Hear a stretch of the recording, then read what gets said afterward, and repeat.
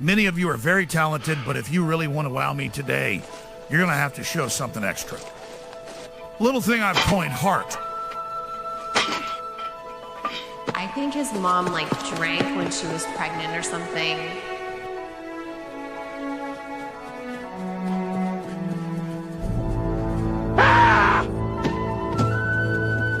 Attaboy, JD. Hustle, hustle. I believe in you, JD. Don't listen to those motherfuckers. I know your heart's on the football field, but I need your head in history class, Mr. Vance. Yes, Vance, yes.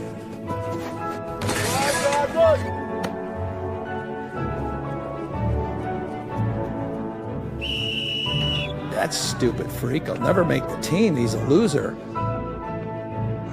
Fuck you, Gavin. You and your dad are both gay.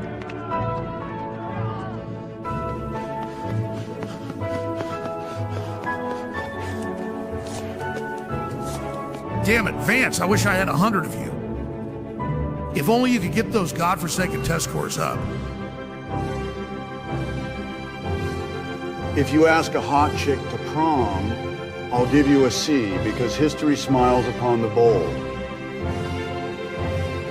Asking me for my permission to ask my daughter to prom is a really classy move.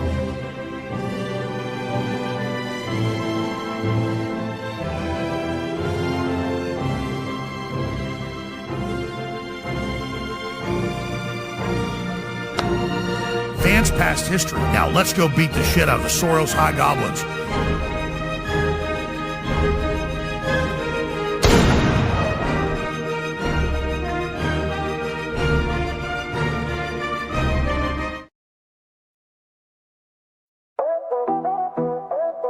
Yo, it's JVI Vance. Me got baby face, me big boss man. Me like America, me got good plan. Mexico water, make Gulf US survey. Me make Zelensky say thanks to my face. Me got baby face, me got big share. Trump bad, Trump good, me no care. Me write big book, kill billies and stuff. Now me important, we're tired tough.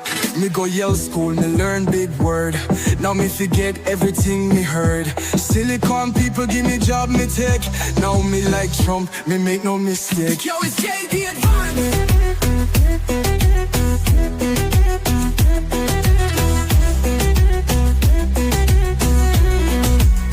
Me fight walk folk, me say never die. Me protect kids, me born liberal. Him, them, there. America simple, only two gender. Me face, me big boss man. Me like America, me got good plan. Mexico water, make Gulf US survey. Me make Zelensky say thanks to my face. So many gender for my agenda. Went on a bender, executive defender. Might take Panama just like na. Might take Gaza, pop then a plaza. We this my majesty.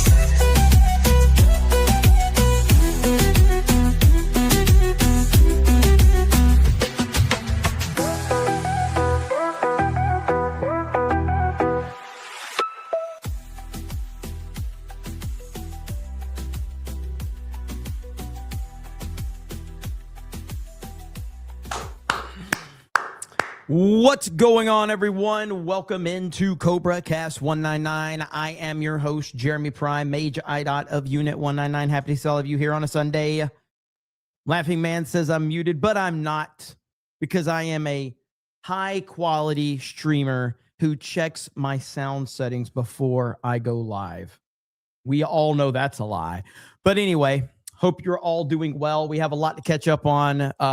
The situation in the Middle East is continuing to evolve, and we don't have great news to share up front, and we'll get into that in a minute. And then obviously we have more news beyond that, but the number one thing to share off rip is terrible news. And no, I'm not being sarcastic when I say this, but legitimately terrible news. President Trump says that 3 brave U.S. troops were killed during the Iran conflict. We expect casualties with something like this. We have 3. And 5 more are seriously injured at this point in time. So that's the update we have right now. We don't have any details on how this happened that I'm aware of right now. Of the 3 service members killed in Iran strikes, quote, we expect casualties with something like this. We have 3, but we expect casualties. But in the end, it's going to be a great deal for the world, end of quote. Trump also says U.S. is ahead of schedule and suggests possible decapitation of Iranian leadership, meaning taking them all out, as many as they can. And of course, we just heard from the IDF brigadier general and spokesperson in Israel saying, look, they have a long list of attacks and goals. They haven't even gotten through the second day yet. They are working steadily. So there's that. Just wanted to go ahead and start out with that because obviously not great news at all. But yes, there continues to be, we are continuing to see things happen in the Middle East, which is not surprising. Right here, we have Israeli Air Force launches new wave of strikes, and they are also getting strikes in Israel from Iran. So a lot is cooking right now, to say the least. A lot. Let's see. First things first. Hello, everyone. Packy Proton says so many people are saying, I don't even know what the fuck you're trying to say. You said YouTube censors, but so many people are saying is happening. Can't we just send over a package and end it fast? So World War III, is that what you were trying to say? World War III, I'm assuming that's what you meant. Yeah, I mean, listen, the people saying World War III are the same people that say Nazis and, racist, sexist all day long. So just put WW and then write Earnhardt. All right. World War Earnhardt. There, it's an easy way to do it. Come on, you got to think. World War Earnhardt. There, okay? That's an easy way to say it. Stormbreaker says, have a drink for our fallen soldiers. USA, USA, USA. Absolutely, 100%. Stormbreaker says, freedom is not free. The cost of freedom is blood. Steven says, everyone needs to stay alert and frosty in the U.S. and abroad. That is true. That is true because we do have more news here stateside right here. So yesterday we had a very, very dangerous situation. Here we go. Listen in. I want to bring this in now. I've been telling everybody about the Austin mass shooter, and now we have a picture. And this is what we're finding out per multiple federal law enforcement sources to our own Bill Mallusion.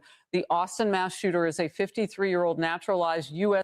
Austin mass shooter last night wearing a shirt that says property of Allah. But I was told I'm not supposed to profile. I was told I can't profile people. Well, I will always profile.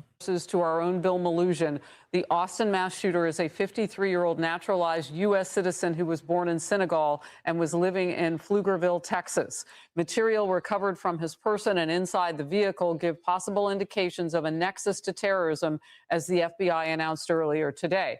And remember what we said he had in his possession and was also wearing. The shooter was wearing clothing that said Allah on it. His sweater said property of Allah. And there's also known to be an Jeremy, what's your take on how this affects the midterms? I mean, I know you're not talking about this particular situation. You mean the Iran thing. I mean, ultimately, there's no way to know how it's going to affect the midterms because, and this is the problem with so many people, there's a lot of emotional reaction to things. We're going to have to give this situation a little time to kind of develop and see ultimately what happens. However, I don't think that it's unrealistic to say that theoretically, if this Iran situation continues, it could significantly hurt the midterms for Trump. If it turns out to go in the wrong direction and it turns into a forever war. A forever war, there's no way to spin a forever war. There just isn't. That is not what anybody in MAGA signed up for. Nobody signed up for forever war. And if we are still involved in this shit in 3 months from now, that's going to be a huge problem. However, we are nowhere near that, and there's no way to speculate on that. I know that we have a lot of Iran experts and a lot of geopolitical experts on social media right now. And I appreciate the fact that those geopolitical experts just recently were also Epstein experts. And before that, they were Russian experts. And before that, they were experts on whatever else the narrative is. But ultimately, we're just going to have to see how this all ends up. Shirt with an Iranian flag and other materials inside. And remember what Representative Michael McCall of Texas just told me last hour. He said, Harris, in my own backyard, just last night, we had an event that possibly could have been terror inspired right here in Austin, Texas. This is what he was talking about. Brett, I was reminding Americans this is not a new place for us to be in terms of keeping our heads on a swivel. But it bears repeating. We've lost Americans in the fight on the battlefield, and protecting the homeland now is also something that we must be on the alert. Now, authorities have not tied this Austin situation to what's happening in the Middle East as terror related to that, but they are investigating it just moments ago, confirming as a possible terror attack. Your reaction? Well, we have to remain vigilant. I mean, Khamenei, he was a religious figure. We don't know if this. No, we need to remain racist. As I said, no disrespect to the young lady that lost her life, Irina, the Ukrainian girl. But as I said, her being racist would have saved her life. And again, I think I need to clarify that. Like I'm talking about by the standard in which the left has recreated the word racist, because the left has essentially said that if you look at a person that might seem like a person that you don't want near you, if that person happens to be not white, that turns you into a KKK member. We've all had interactions with people, whether they're white, black, or whatever, where we see this person, we're like, I don't really want to be near this person. I'm going to move away from this person, regardless as to what they are. But the left has decided you can do that with a white person, but the moment that you do that with a non-white person, you are a racist and you are a member of the KKK.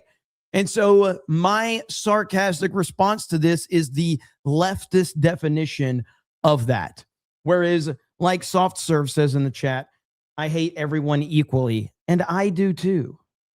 And I think all of you feel the same way. I'm not racist against who I hate. I hate everybody.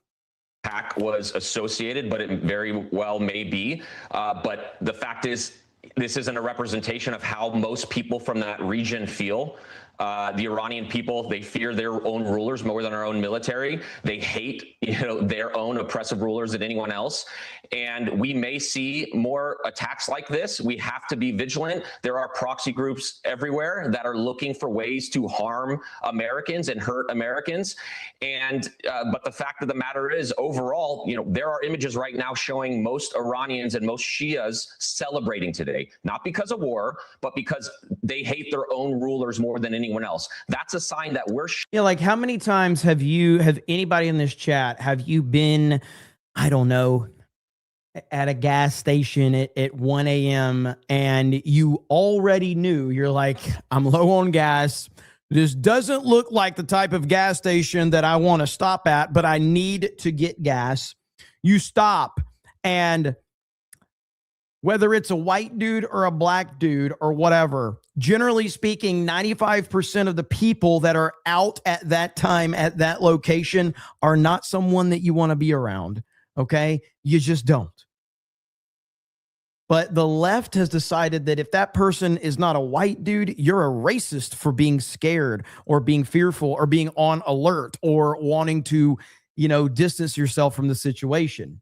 People are idiots. Striking, not just at their military, we're striking at the legitimacy of a brutal regime. The Iranian people want better relationships with the West. They have the potential to be our biggest ally. I think it's important we collectively separate the terrorist regime from that of the majority Iranian people.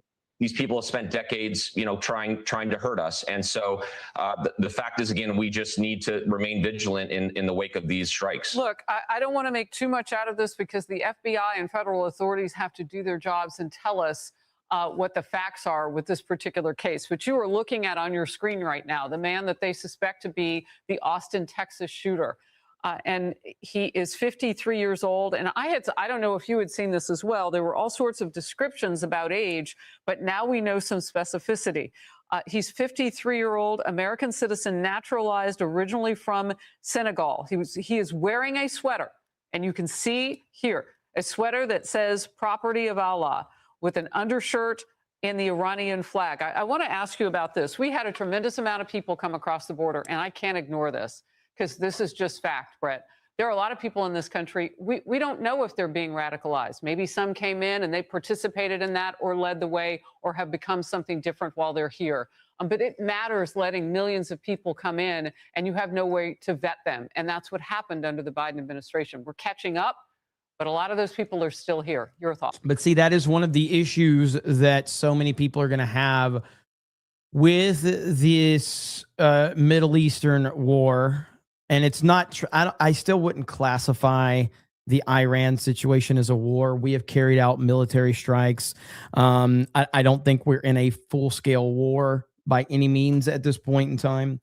However, us having any of our focus and resources when we continue to have these types of problems here stateside, that's what bothers a lot of people right now.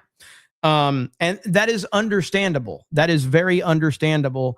To feel that way, to feel like, hey, maybe we should, if we're going to carry out military strikes on a place for the safety of the United States, maybe we should carry them out on Mexico, and that's a little more closer to home.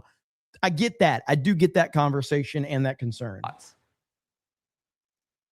Well, with that, as well as what's going on overseas, there's been a seismic shift in global security, right? That regime over there in Iran is, fragile after decades of corruption. That border for years was a perfect place for the Iranian regime to send some of their proxy groups undetected. I don't know if you remember years ago, we almost had an attack in DC where Iranians were sent in to try and kill the Saudi ambassador at the time. There are humans out there that want to hurt us. And right now there is a complete structural shock to the Iranian regime and their way of life. Their internal system is highly centralized around this supreme leader, and that religious leader is gone. I think that was one of the reasons that President Trump initially had maybe held off the Israelis striking Khamenei, because he was such a religious figure. But that's changed now. We've removed that node, and it's created this uncertainty inside the clerical establishment across the proxy networks globally, and we need to just pay attention for more attacks like this.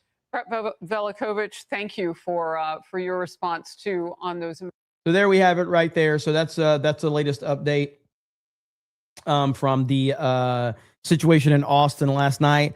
I am not familiar with Austin, Texas, but I've heard that it is quickly becoming basically the Los Angeles of Texas is what we're hearing a lot of. And because a lot of people have moved from Los Angeles and Southern California and have basically taken over Austin, Texas. That's what I hear. And another San Francisco. Yeah, that's just how it is, man. It's just like a disease that moves from one place to another. And what's most interesting, and this is not complicated, but what's one thing that a disease doesn't do? A disease doesn't move from anything that is already almost dead to something else that's almost dead. Do you know what a disease does? A disease moves from something that's almost dead because it killed it to something that's very healthy. That's why you see the disease move from a blue city to a red area. That's why you see all of these illegals coming into America. They don't want to leave one shithole country to go to another. They're like, I don't want to go from my shithole country to another. I want to go from my shithole country to a really prosperous area so we can destroy that one as well. That's what happens every damn time. But anyway, Austin is blue. Yes, but Texas is red. Do you understand how a disease works? A disease works where it starts out small and then it spreads. It spreads throughout. So the goal is to centralize in a place that there's already safety so they can congregate, and then it'll slowly start spreading out and put a disease all throughout the area. That's how it works. And that's what the left is. It's a disease. Always has been, always will be. Matt says, I thought of you when I went to my Pentecostal church today. That's the face I was making when I went to a Pentecostal church for the first time too. Quick story about that, if for those that don't recall. But back in the day, I was dating this girl, and just like every time a guy meets a girl, we lie because we want to seem cool. So she was like, yeah, I go to this church, blah, blah, blah, blah, blah. I'm like, oh, yeah, I'd love to go to church with you. She goes, have you been to a Pentecostal church before? Of course I've been to a Pentecostal church. Yeah. You're sure? Yes. Of course I've been to a Pentecostal church. Okay, because I grew up Southern Baptist. Now, if you know anything about Southern Baptist versus a Pentecostal, but I'm like, oh, yeah, I know all about the Pentecostals. Are you kidding me? So we go, and I am freaked out at this point. I'm like, these people are running around speaking in tongues. They're putting their hands all over each other. I'm waiting for the snakes to be released, and I am freaked out. And I'm just sitting there like that profile picture of me right there. I am terrified. And she's like, you've never been to a Pentecostal church, have you? Hell no, I've never been to one of these places. You mother effers are crazy. Holy shit, get me the F out of here right now. Damn. So, yeah. But she just laughed. So we dated for a little while. Hunter says, did y'all know demons refer to themselves in the third person? Us, they, them. Look into it. If not, hail the 199. Christ is King. God bless our troops. Thank you. JB username for 20 says, it's weird that all of these people, the left call Yahtzees and triple consonants club. I've never seen the rallies or meetups. Strange. They're called MAGA rallies. That's how they determine it right there. Nick Too Shy for 20 says, Jeremy, serious question. Why was Kata on X complaining about President Trump striking Iran? He was complaining like a Democrat. I get that he's a veteran, but that was a bad take he gave. One thing I can say about Kata is he does not mind getting ratioed on Twitter. So that's not the first time I've seen Kata with a very, very strange take. But listen, man, that's the beauty of G&G. I don't care what people say. I don't care what opinions they have. But Kata will say some crazy shit on Twitter, and he does not care. So I respect it.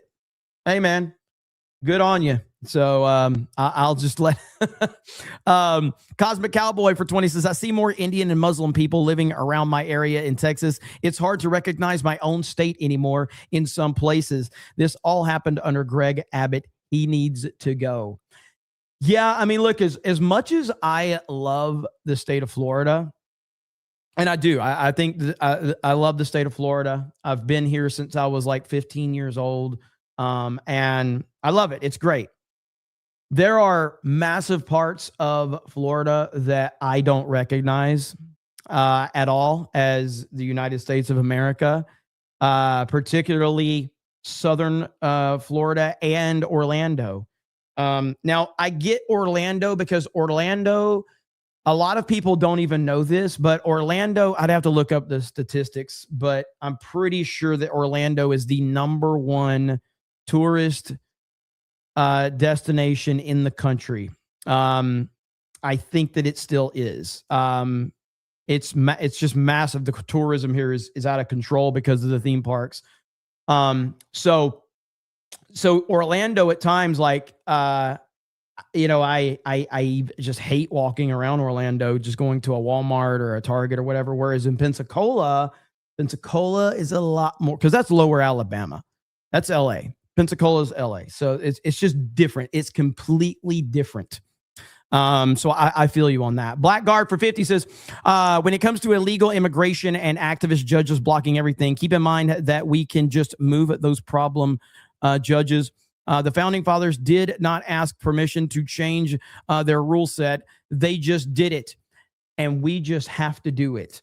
I like that meme of Trump where he's like, it's him doing the wave out of McDonald's and it says, you can just do things. He's like, yep, you can just do things. Trump, you can just do things. Get rid of these clowns. DM F says, Jeremy, keep in mind, freedom isn't free. It takes folks like you and me. And if we don't put in our buck 05, who will? God, it's such a good song, man. Team America World Police has one of the greatest soundtracks in movie history. Whether it's Freedom Isn't Free, America Fuck Yeah. You've got the Everyone Has AIDS. What's the other one? Montage. Oh, Montage is so good. I can't listen to any of them here because I'll get hit. But Team America World Police, one of the greatest soundtracks in history. Ministry of Wrong Think says nothing ever happens. And if it does, it's a distraction from the last thing that never happened only because Israel wanted it to happen. Holy shit. Comment of the day right here so far. Comment of the day. Nothing ever happens. Something happens. Well, this is a distraction from the thing that really is happening. And it only happens because Israel wanted it to happen, but it never happens. Like, what? You heard yourself? The hell are you talking about? Okay, so we need to talk about, there's more updates today. This was actually pretty interesting right here. A CBS reporter in Austin, Texas is being massively praised after refusing to follow a text message from his superior telling him not to focus on a massive crowd praising President Trump's actions in Iran. They want us to focus on, they don't want us to focus on this. Well, I am. Here we go.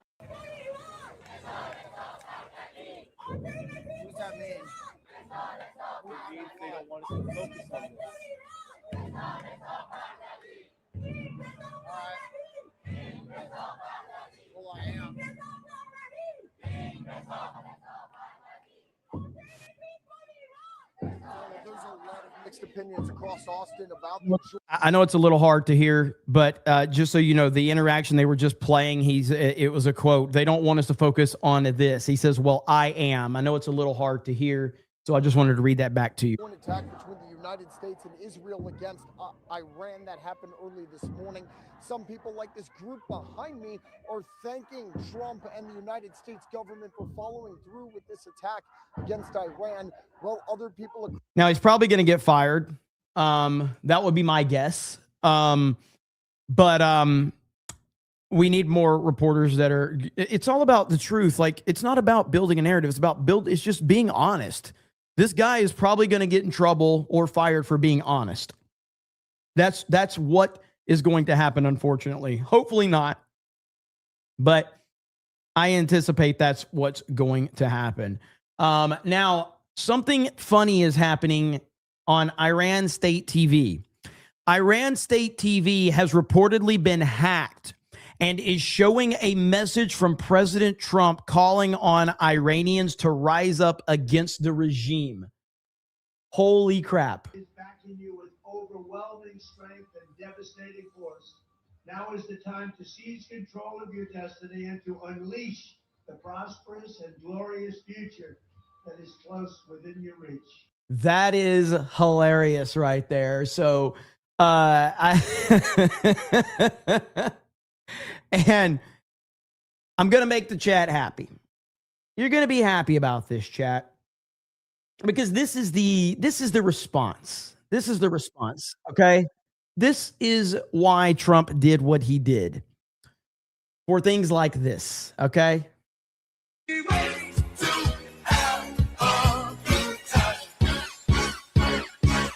fun to stay at the YMCA.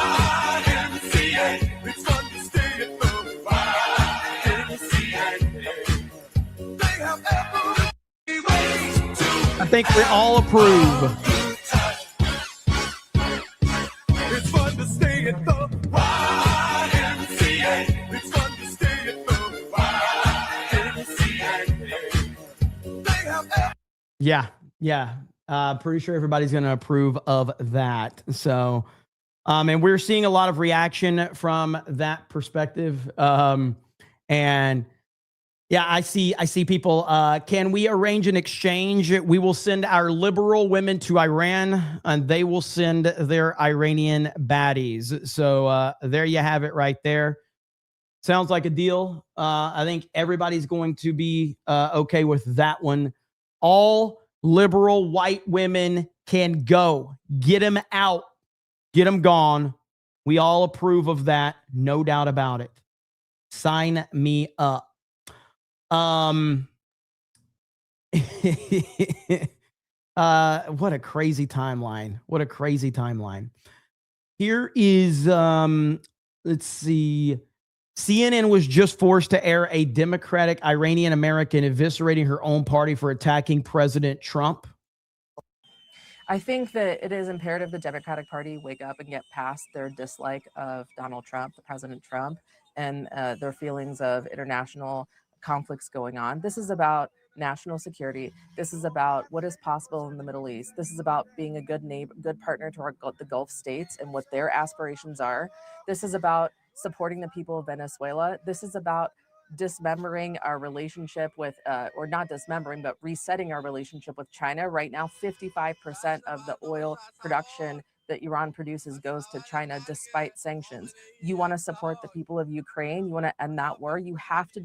There is no getting around dismembering this Islamic Republic. It is non-negotiable. It is not a want to have. It is a have to have. And it's not just for the Iranian people. I think you have to trust the Iranian people. We know this government better than anyone else. When you just Ralph Macchio, China, maybe Cruz Bustamante. dismember and decapitate this regime, you are going to see a change in the Middle East, in Venezuela, in China, in Ukraine. And I think, quite frankly, their ideology has really, it's caused a lot of problems for us worldwide. We need to take it seriously. And I think at this point, we have a tremendous opportunity. This will be like ending the Soviet Union, the Berlin Wall. This is a transformational moment for humankind, for security. And as an American, this is in our interest to complete it. So I am a Democrat. I have been a huge Democrat. So you're retarded. Okay. As long as we got that established. It's okay to be retarded. I am incredibly disappointed with my party. I do not see myself in them in this moment. Moj and Masi. All right. So there's that. CNN not happy about that. Let's catch this update. This is a live feed right here of Fox News. Let's see what they're saying right now. We'll be looking at closely. The United Kingdom, which is not participating in the strikes directly against Iran, they are taking steps to defend their own interest in the Middle East. Today, the UK shooting down a drone that was heading towards Qatar. John. All right, Mark Meredith reporting. Mark, thank you. At this hour, President Trump is set to head back to Washington after spending the weekend at Mar-a-Lago. His Florida resort has been operating as a Southern command hub during Operation Epic Fury. Senior correspondent Jonathan Seri is live from West Palm Beach, Florida. Jonathan. Hi there, John. And President Trump responded to Iranian threats of an enhanced retaliatory strike on Truth Social. The president writes they better not do that, however, because if they do, we will hit them with a force that has never been seen before. Now, that was so Trump tweeted that late last night. Iran has just stated that they are going to hit very hard today, harder than they have ever hit before. They better not do that, however, because if they do, we will hit them with a force that has never been seen before. The deaths of key Iranian leaders have drawn celebrations in that country and in Iranian immigrant communities here in the U.S. President Trump is calling on the Iranian people to reclaim control of their country, but Senate Democrats and Republicans are debating whether that can be achieved without drawing the U.S. into a deeper conflict with ground troops. President Trump ran on no new foreign wars of regime change. So I hope the folks who voted for President Trump expecting that are looking harder at this moment and at what Congress should be doing to rein in the scope of this war and this military adventure. He's being very specific about how he deploys military forces. I don't see any likelihood of American boots on the ground. And he keeps putting the pressure and the opportunity back in the hands of the people that can take advantage of it. The Iranian people, this is their path to their destiny, to self-determination. In another Truth Social post, the president writes, "I have just been informed that we have destroyed and sunk 9 Iranian naval ships, some of them relatively large and important. We are going after the rest. They will soon be floating at the bottom of the sea also. In a different attack, we largely destroyed their naval headquarters. Other than that, their Navy is doing very well." Now, there's a lot of debate on Capitol Hill on just the timeline of Iran developing a nuclear weapon. President Trump speculates that had the U.S. and Israel not intervened, that they would have had a nuke on their hands within 2 weeks. John? Wow. Senior correspondent Jonathan Seri. Jonathan, thank you. Let's bring in Kirk Lippold, former commander of the USS Cole, the Navy destroyer that al-Qaeda terror. So one of my favorite memes that people have been sharing is this one, where it says, "Who's next?" And if you know how funny this is. If you don't, I can explain it to you. It's from the movie Friday. But you would need to see it in context to fully understand how funny this shit is. Now, what I need MAGA memers to actually take a clip from the movie and have Trump as Debo just slowly rolling up on his bike.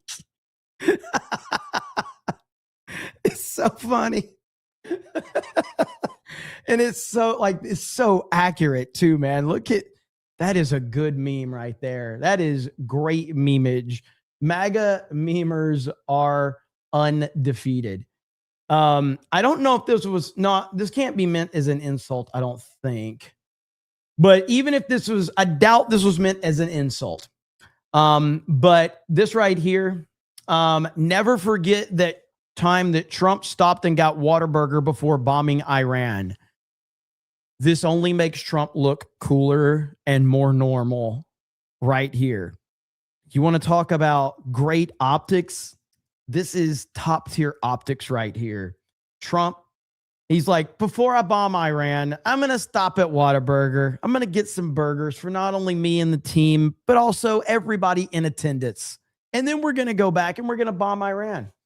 And I'm like, okay, I like it. I like it. As a matter of fact, when he decided that, I have it on good authority. Hang on. I have it on good authority that after he left Whataburger, I have it on good authority that this is exactly what happened on Air Force One. I can't confirm this, but I'm pretty sure this is what happened on Air Force One. Feel like I'm getting deja vu.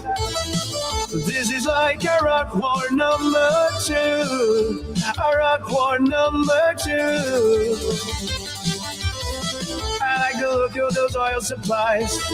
I'd be ashamed if someone invaded you. If someone invaded you. And I ran so far away. Obama ran, bomb them night and day. But this for USA.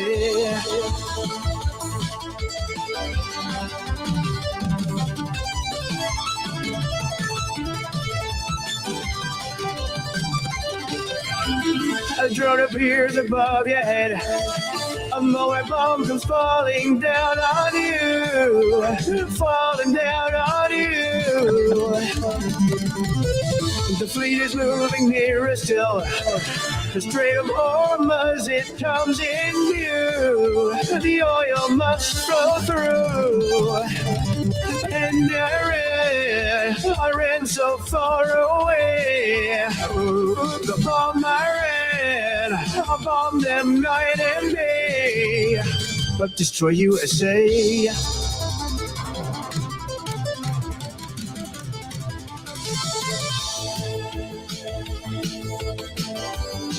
This is so good.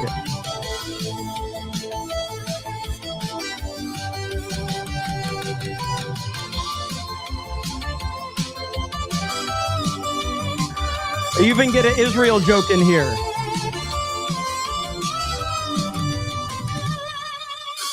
A tiny hand hits a big red button. Atomic bombs come falling down on you.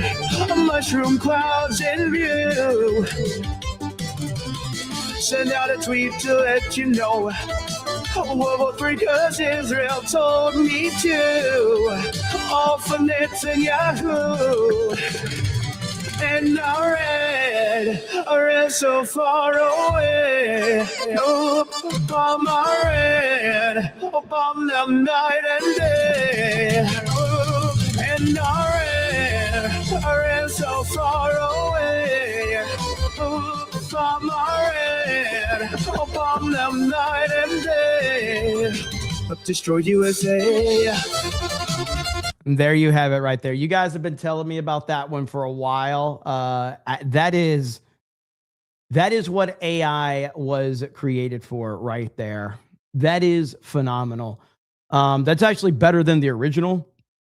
It's just that good. But yeah, it's fantastic. So now going back to the point at hand, Jesse Waters had Patrick Bet-David on, and I think Patrick Bet-David is a very, very good voice, especially for this Iran situation and trying to understand how people that are knowledgeable, not people that pretend to be knowledgeable about it. I think Patrick Bet-David knows what he's talking about on this. Now, again, I like his show, but I have no problem calling it like it is. When Patrick Bet-David and those guys talk about entertainment, I get it. It's like I want to just I can't say it, but listening to them talk about the entertainment world is beyond fucking cringe. But this right here, he knows what he's talking about. I know you have some personal history here. You want to tell us how you're feeling tonight? I mean, this is a very special day today, and I'll tell you why. Because since 1979, when these guys took over, Iran's been chaotic for people that live there. 81% of the people there do not want the IRGC. I left Iran July 15th of 89. June 3rd of 89, Khomeini died. Not killed, died. I was in school at Gulbenkian. We're in the streets. I'm trying to find my parents. It was absolutely insane. Eventually, we did. 6 weeks later, we escaped, went to Germany. Fast forward from 89 till today. Now, Trump just released a new video for real. If he did, I'll pull that up next. The Supreme Leader Khamenei being taken out. This isn't like taking out the president or general of the army or even the prime minister or even the Pope. You took out the number 2 to God in their religion. You took out the Supreme Leader. All right, we're going to come back to Patrick Bet-David. Trump did just drop a new video, so we're about to play this right now on Truth Social. 8 minutes ago, President Trump right here. Is it gonna work? Traffic? Is it got an overload on traffic now? Probably so. Let's see if anybody else uploads it to Twitter really quick.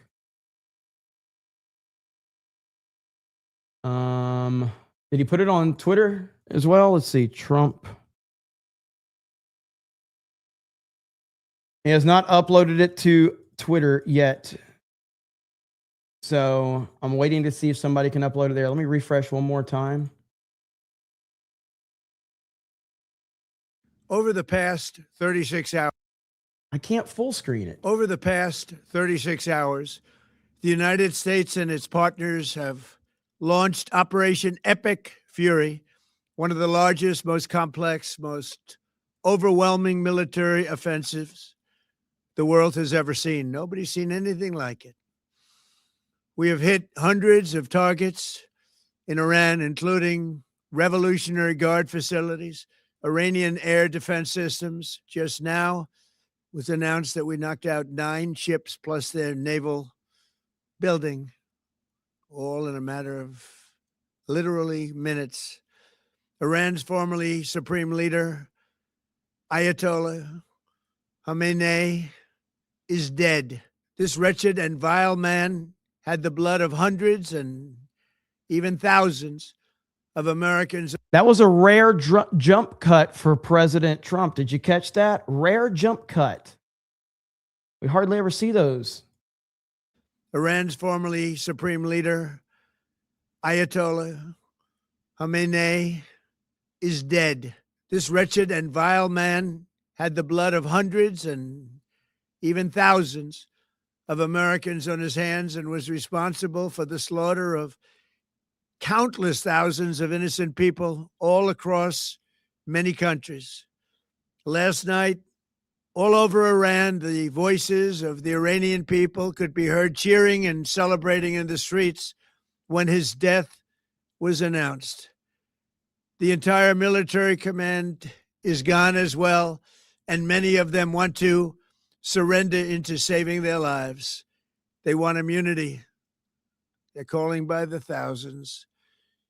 Combat operations continue at this time in full force, and they will continue until all of our objectives are achieved. We have very strong objectives.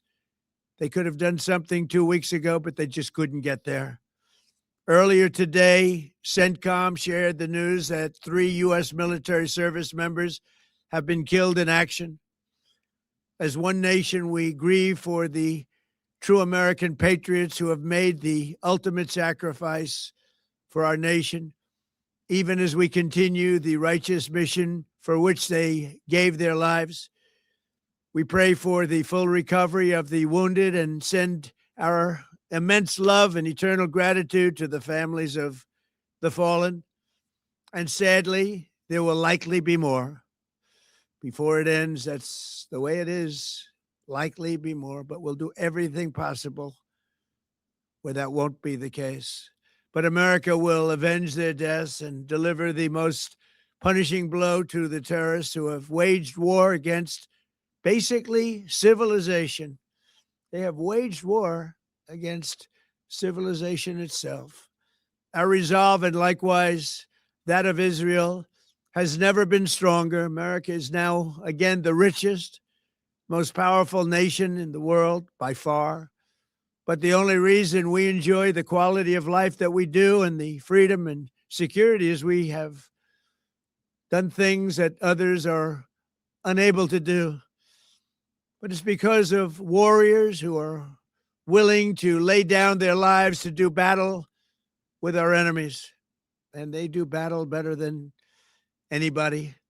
An Iranian regime armed with long-range missiles and nuclear weapons would be a dire threat to every American. We cannot allow a nation that raises terrorist armies to possess such weapons, would allow them to extort the world to their evil will. Not going to let it happen. We're not happening to us, and we're not going to let it happen to others. The United States has the strongest military the world has ever seen. I rebuilt our military in my first term. There's never been a military like we possess. And frankly, there's nobody even close, but we are now using that military for good. We want to have it for good purpose. We're undertaking this massive operation not merely to ensure security for our own time and place, but for our children and their children, just as our ancestors have done for us many, many years ago.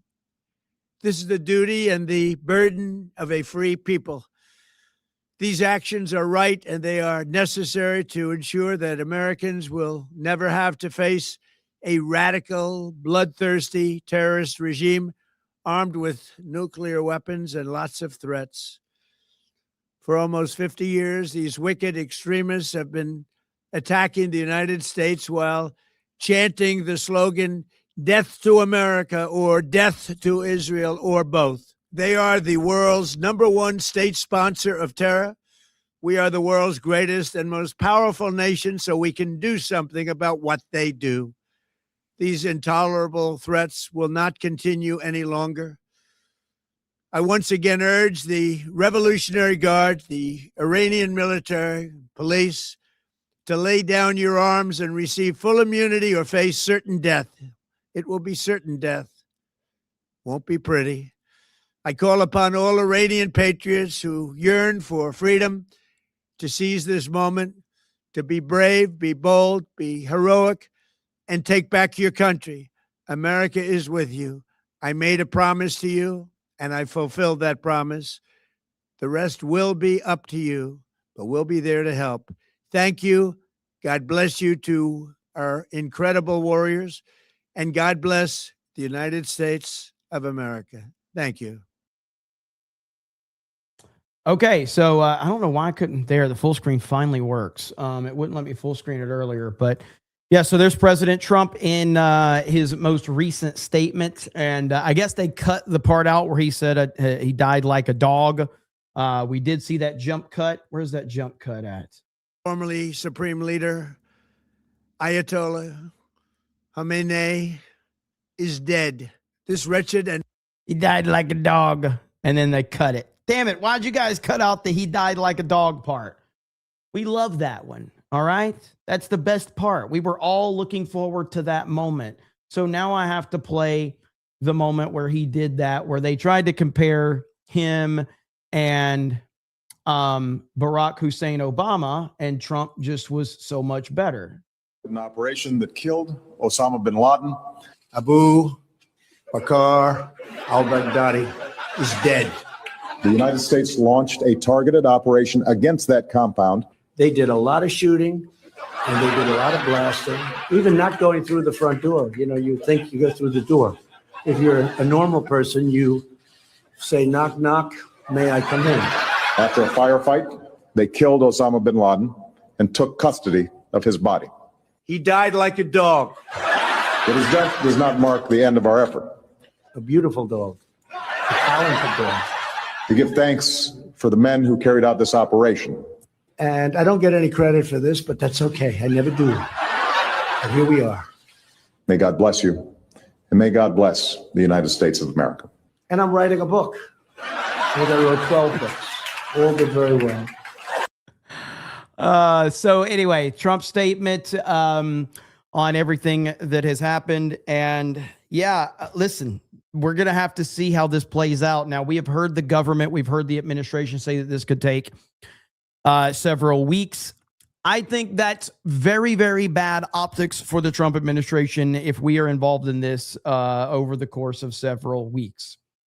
Now, there could be more details to that, so we're just going to have to see how this plays out. But we did get a alert a little bit earlier that potential new Iranian leadership just reached out to President Trump begging to talk. Just got a message from a senior White House official who tells Fox News President Trump said new potential leadership in Iran has indicated they want to talk, and eventually he will talk. For now, Operation Epic Fury continues unabated. So Trump says eventually he'll talk, but until morale approves, we're still going to bomb the shit out of you, essentially is what he is saying. And it is a little too late for that. You know, he tried the diplomacy route. He tried negotiations. He tried, they were not interested in that. And so now here we are. And it is a bit too late for that. Andrew Sierra says, put Grace Randolph in a first-class flight to Iran and bring in the hotties.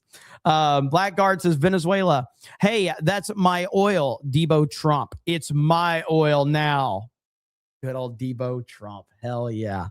We need more of that.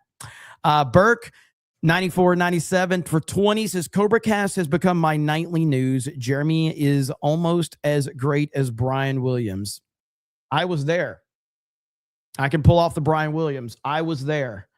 We all remember that one. Normal Man for 20 says, America #1, Ayatollah, hoop-de-hoo.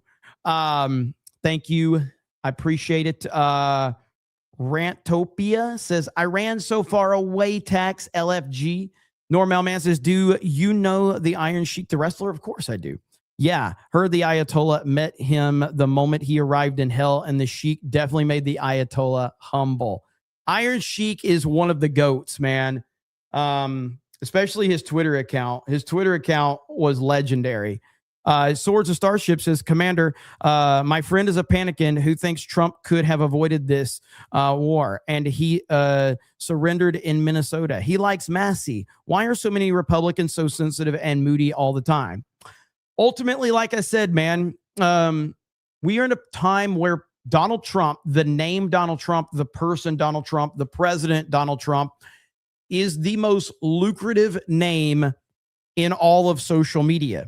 There are people that get a lot of money paid to love Donald Trump. There's a lot of people that get paid a lot of money to hate Donald Trump. There's a lot of people that get paid a lot of money to pretend that they were a Trump supporter and now they are a hater of Trump. There are plenty of people that get paid a lot of money that claim that they were a hater of Trump and now they love Donald Trump. It's just, you have to just be able to see through all of the bullshit, and a lot of people can't seem like they can't see through it, but that is the truth of the matter.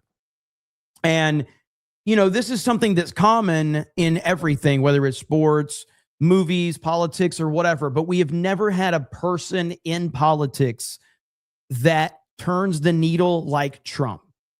Whereas back in the day, whether it was Barack Hussein Obama or Bill Clinton or George W. Bush or whoever, there's always people that are latching on to narratives about politicians for various amount of reasons. No one has turned the needle to the level that Donald Trump has in so many different directions.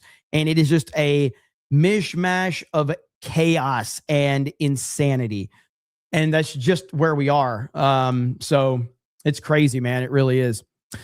But yeah, we're going to continue to see a lot more of that.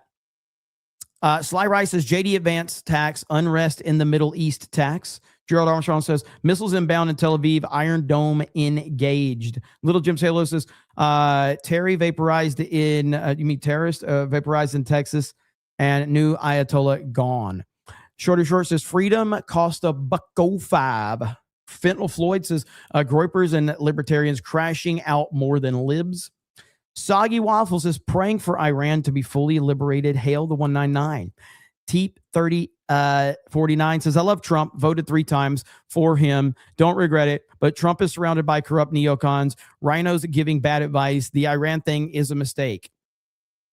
I mean, I don't know that it's a mistake. Listen, do I like that we're involved in the Iran situation? No, I don't. I would rather not.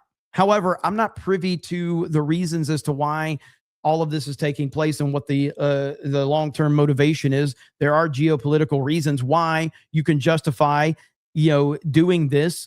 There's a lot of factors that are in play, but like on the surface, I don't like that it's happening, but I do trust President Trump. And so even if I don't agree on the surface level of it, this is the guy that has gone through hell for this country and to be in the position he's in. And so I'm obviously going to support what he's doing, even if I don't love it on the surface. Real name Jim says, it's for Israel. We gain nothing from this. Dude, you might be the most original person on the internet. You are the first person I have ever heard say this. You are ahead of your time. You have never repeated what someone else has said, have you? You are a very original person. I am so glad that you don't repeat what everybody else says and you stand for your own opinions. You're going to be a hero on the internet, because I think a lot of people are going to start thinking like you, but you're the first person that has ever said that on the internet. You need to be proud of that. You are a trailblazer. That is incredible, man. I wish I could be like the first person that's ever said something on the internet. Incredible. Holy shit, man. Nobody tells you what to think. You are blazing your own trail.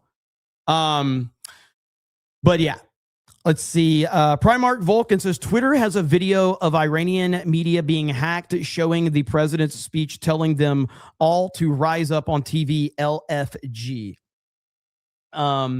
Jeremy does it for the grifting. First person to ever say that. Every time I see somebody cry about Israel, I'm just going to compliment them. I'm like, dude, you're the first person I have ever seen say that. Holy shit. You are way ahead of the curve, man. You think for yourself, man. You're on to something, brother. You should start a YouTube channel and talk about it.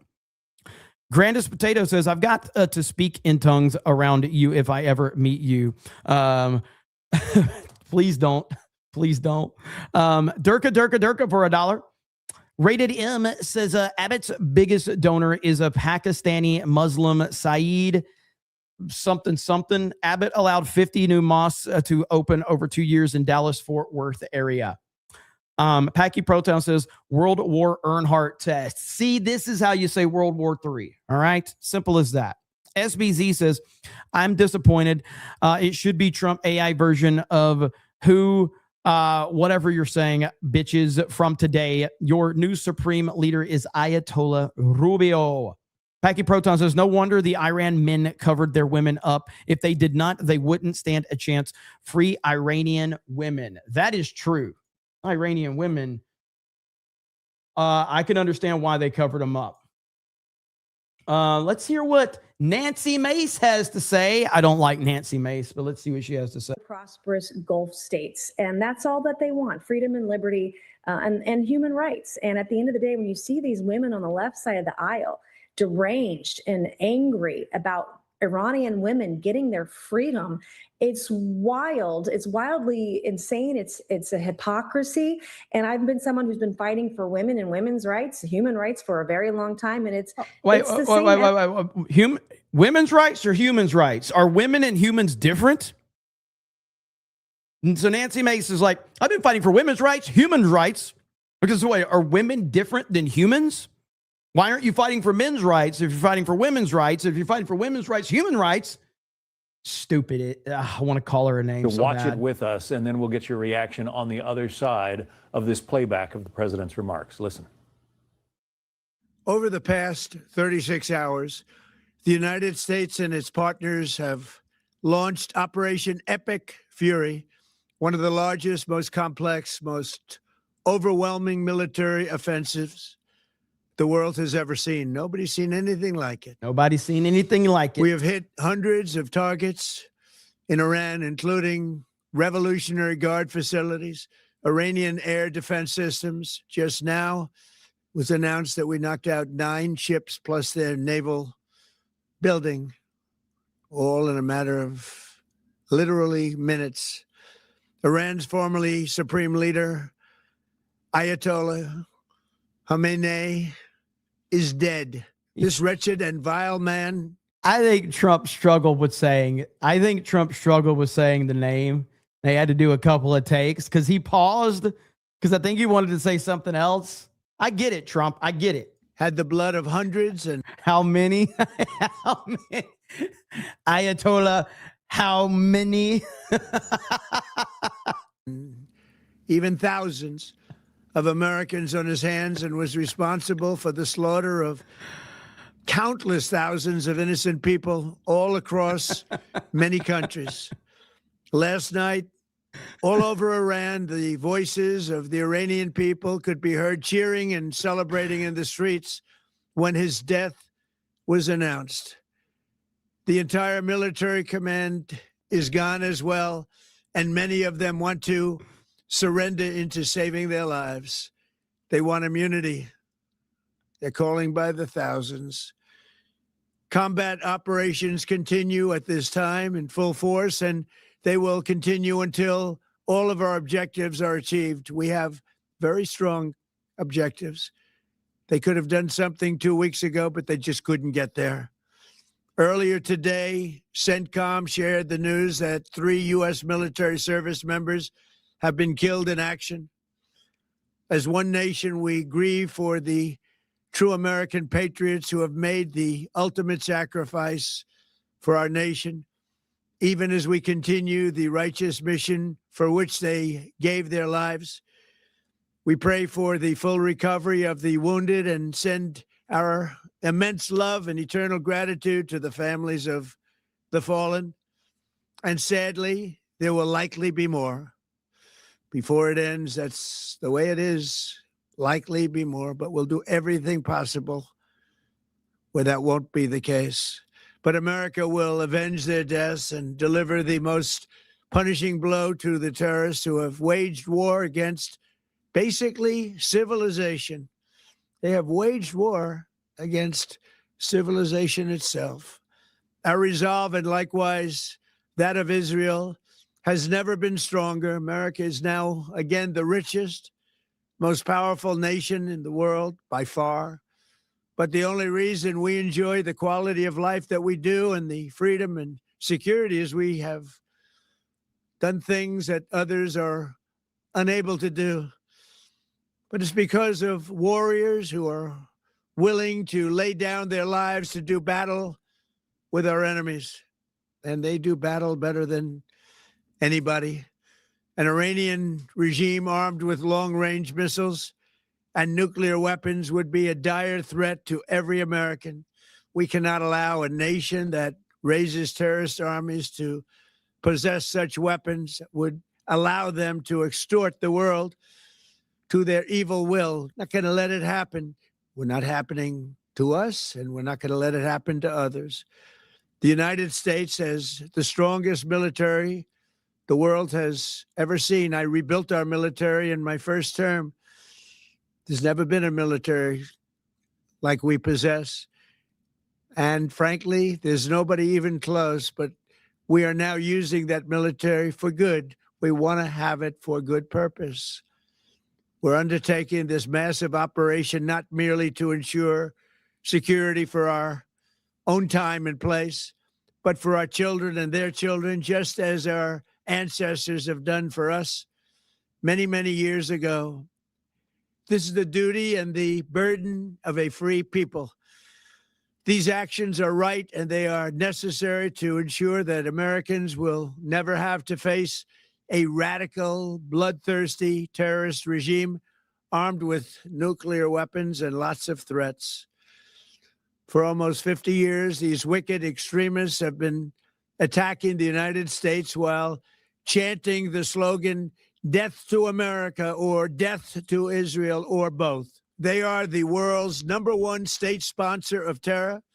We are the world's greatest and most powerful nation, so we can do something about what they do. These intolerable threats will not continue any longer. I once again urge the Revolutionary Guard, the Iranian military, police, to lay down your arms and receive full immunity or face certain death. It will be certain death. Won't be pretty. I call upon all Iranian patriots who yearn for freedom to seize this moment, to be brave, be bold, be heroic, and take back your country. America is with you. I made a promise to you, and I fulfilled that promise. The rest will be up to you, but we'll be there to help. Thank you. God bless you to our incredible warriors, and God bless the United States of America. Thank you. That's President Trump in a release that he just posted on his Truth Social site. So the president says, we'll be there to help the Iranian people, Congresswoman, continuing our conversation with Congresswoman Nancy Mace of South Carolina. He says, we'll be there to help. Does that suggest to you that there would be boots on the ground here? Well, we'll find out. I'm not sure what that means yet, but I know that that'll be one of many questions that our Secretary Rubio, Secretary Hegseth will be asked in our briefing at 5 p.m. next Tuesday, when Congress is briefed, first the Senate and then the House. But I want to thank President Trump for offering his prayers for our troops who are willing. I don't really want to hear Nancy Mace. As a matter of fact, when she made her, I've been fighting for women's rights. Well, I dedicate this right here this clip, because Asmongold is getting some backlash for this, and he shouldn't be. Asmongold on women's rights. CNN's safe now. And why are they like that? Because women are not the enforcers of the law. Women can never be the enforcers of the law because men are bigger, stronger, faster, and they can react faster than women can. Like, every woman's right is upheld by a man. That's the way it works. Men give women rights. If men decided that women don't have rights, then they don't have rights. How do I know that? Because every single society in the history of humankind behaves this way. So because of that, I think that genetically, where evolutionarily, there's not the same outlook that women have on rehabilitative justice that men do, because they're not the ones that have to be accountable for if this person does something wrong. And that's it. Science. Yeah, it's probably just science. What? See, I say this stuff, and I feel like, duh, obviously, of course. Like, what are we talking about? Of course this is true. It's going to be a clip. It's a fact. It's obviously a fact. The thing is that is there a single culture in the entire history that has ever been, at least as far as I know, let's actually make it simple. Right now, any culture that basically doesn't have men's rights, but it has women's rights, where women are controlling everything. And before you make a joke and say, oh, it's the UK, not really though, right? No, there isn't. Every single country follows this paradigm. And the reason why it's a 100% fact is because it's biology, and it happens every single time.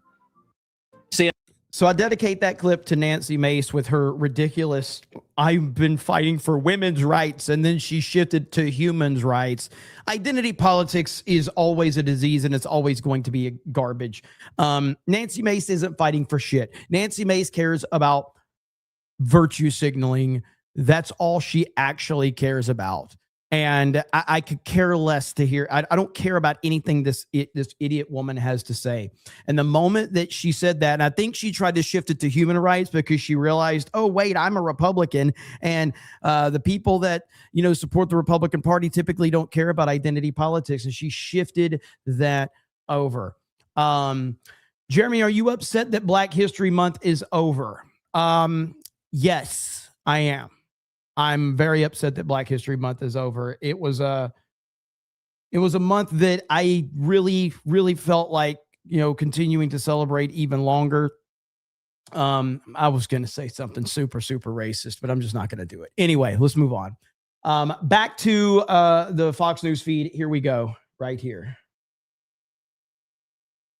Happy people. We love everybody. We are peaceful people. So the day that we're going to be finally free, the whole world going to see who we are. Iranian expatriates here in the U.S. and around the world are hitting the streets with hope and optimism after the death of Iran's longtime dictator, Ali. I thought that was a Make Israel Great Again sign. I thought that was the Make Israel Great Again sign that the anti-Israel crowd is always throwing up. Like, hey, guys, I'm the first person that said this. I really thought it was. All right, let's get this. Oh, man. I'm not going to do it. I'm not going to do it. But Godzilla's Greaser says, hey, Jeremy, did you see Ilhan Omar turned off her replies to all but people she follows on X? Seems like only yesterday she bravely took apple cider vinegar to the chest and continued her speech. I didn't see that, but that is not surprising at all, because, we all know how quickly they move past that whole entire she was attacked narrative, because nobody bought it except, and I like Asmongold, but Asmongold bought into the narrative that she was seriously attacked. He did. And again, I give him credit for going against his chat 100%. But when Asmongold was like, I mean, she was pretty, I can't remember exactly what he said, but he said there was like a 95% chance she was attacked for real. And I'm like, there's like a 0% chance that was legit. That was all set up. That was all fake, all of it. So she can handle being attacked in person and continue her speech because she believes in it but she can't have Twitter replies on. Huh. Interesting. Mar Millen for 20 says notifications on YouTube suck. Missed the start of this, but sending the pre-stream grift tax. What's up, Mar Millen? Good to see you, man. Appreciate you as always. If you're just tuning in, President Trump did release about a 6-minute video over on Truth Social addressing the Iran military attacks. And he didn't really give any clarity on, how long this is going to go on. So he did, talk about that we have lost a few service members. It was reported earlier today that we lost, I think 3 service members, and 5 more were seriously injured. So that's the latest update that we have right now. And we did also knock out 9 ships plus their naval building, all in a matter of literally minutes, according to President Trump. 9 naval ships completely gone. So things are still picking up. Now, I was wanting to cover this with Patrick Bet-David because he has some ties to Iran. So let's listen in. I know you have some personal history here. You want to tell us how you're feeling tonight? I mean, this is a very special day today, and I'll tell you why. Because since 1979, when these guys took over, Iran's been chaotic for people that live there. 81% of the people there do not want the IRGC. I left Iran July 15th of 89. June 3rd of 89, Khomeini died. Not killed, died. I was in school at Gulbenkian. We're in the streets. I'm trying to find my parents. It was absolutely insane. Eventually, we did. 6 weeks later, we escaped, went to Germany. Fast forward from 89 till today. Now, the Supreme Leader Khamenei being taken out. This isn't like taking out the president or general of the army or even the prime minister or even the Pope. You took out the number 2 to God in their religion. You took out the Supreme Leader. This is a statement to everybody. Brett Baer put out a post about the fact that they took out 40 of their leaders. Think about what that conversation looks like right now to say, listen, guys, you have a couple options. You can either work with us or you're next. Does anybody want his job? Does anybody want to be the Supreme Leader next? Because the target's on you. What do you guys want to do? So that conversation, I believe, is taking place right now. But the world just got safer today because of all the leaders that were taken on. And God willing, if the mission is done, the world's going to be a safer place. How do the Iranian people feel about this? Ecstatic, to say the least. They're dancing, they're parading, they're crying, they're emotional. You see the celebration amongst women. Women feel free that finally this cloud that they have over them, that they can't do anything and don't put this on and don't put that on. I mean, this is a massive, massive moment for them. They've been waiting for this for 47 years. And you have to realize for 47 years, we've had a lot of different presidents. We've had a lot of different Iranian leaders that have tried to make this happen. But the one thing that's very different is the president. President made this happen. The Iranian people, I wouldn't be surprised if moving forward in the Iranian community, a lot of the people that couldn't stand the president because they were liberals or, oh my God, he saw this, he saw that. Watch how many Iranians who were Democrats could overnight become Republicans saying, I support this man here. How do you think this changes the political dynamic here in the United States? You've kind of seen some wishy-washy comments from Kamala Harris, from Gavin Newsom. Yeah, Ayatollah is a bad guy, but this is an illegal war, and I don't support it. How do you think that's going to play? I mean, they have to play their politics. I'm not surprised. We're going to get a lot more of that. And by the way, here's the part that we have to realize, for viewers that are watching this, I want you to think about this. What is the heaviest decision you had to make that nobody knew about?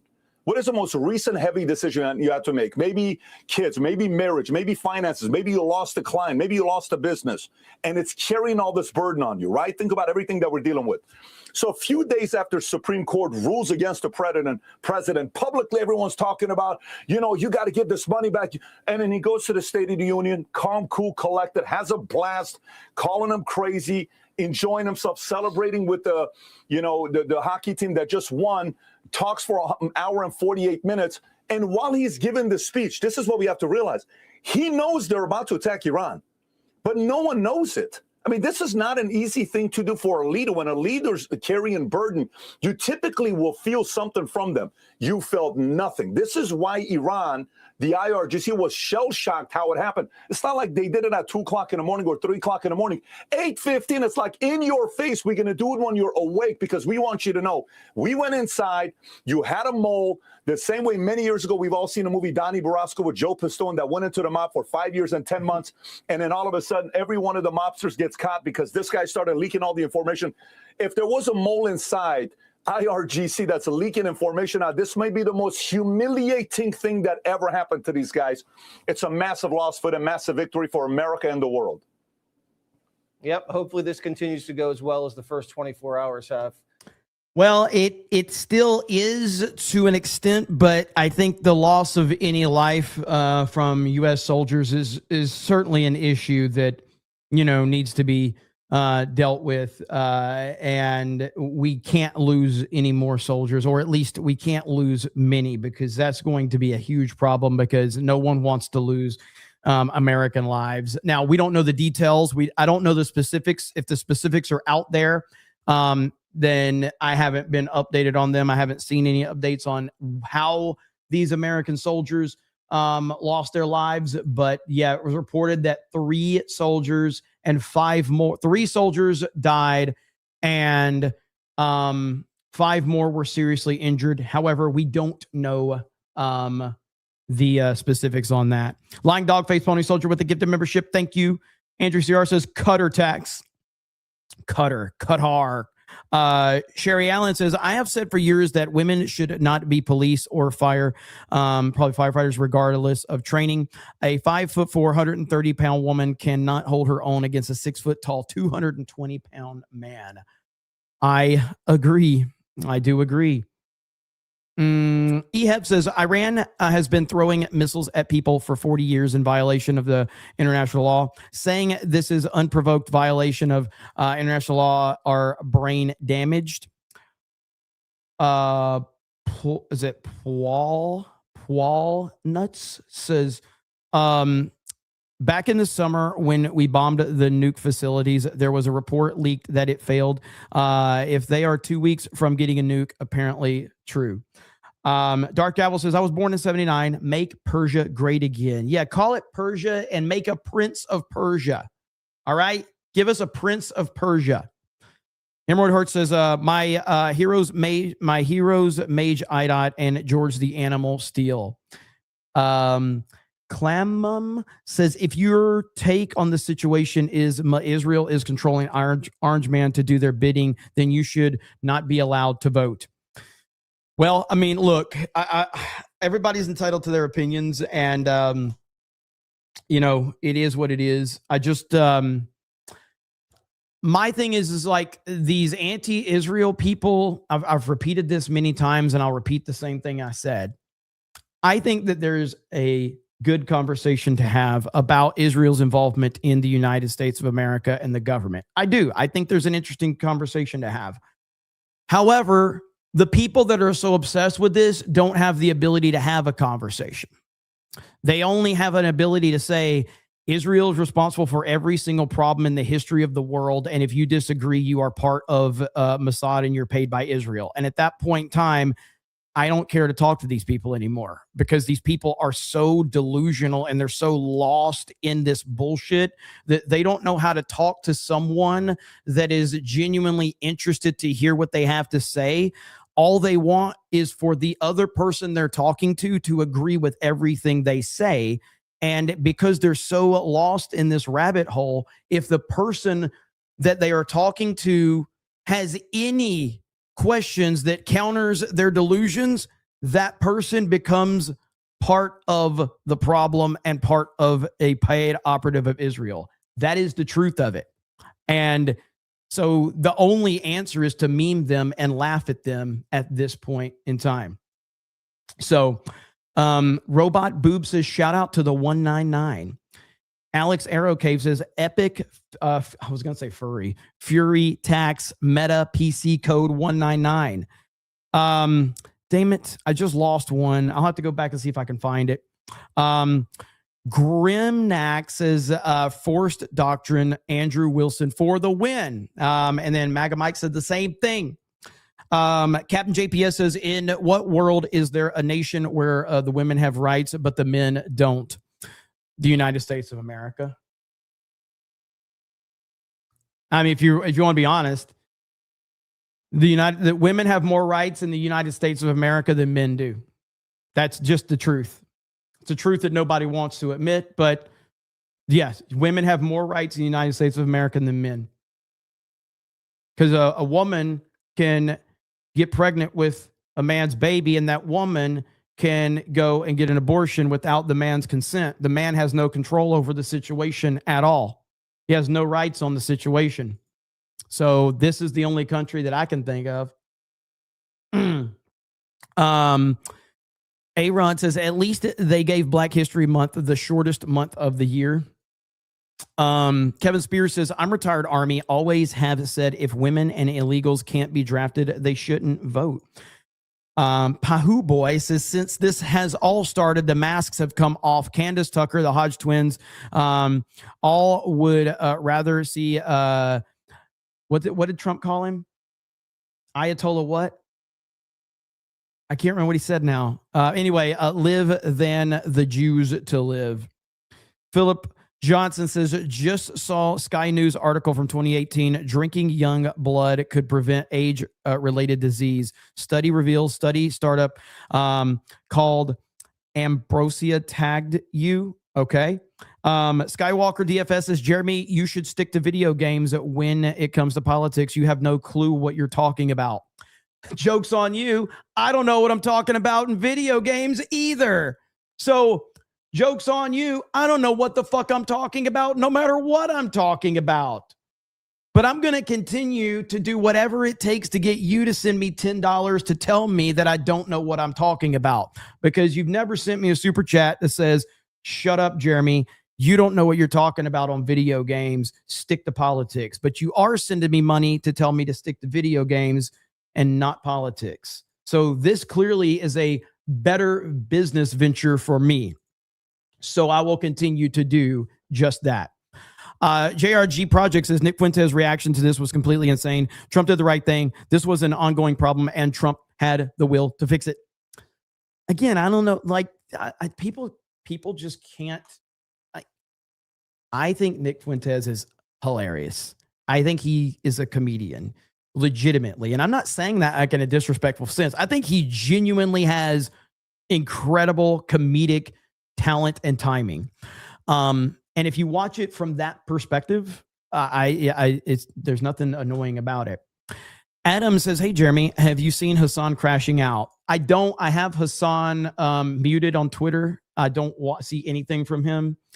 Pliska McReady says, Jeremy doesn't know politics tax. Skywalker says, Jeremy, you took the bait. I love you, brother. I love when you get angry, dude. It's gold. Shout out to the 199. You've been watching forever, man. So I had to take it. You basically, you threw up an alley-oop and I took it and I slammed it home, baby. Because you've super chatted me a lot on Geeks and Gamers. So, but yeah, you threw me an alley-oop and I was like, boom. Had to slam it home. Thank you, man. I appreciate it.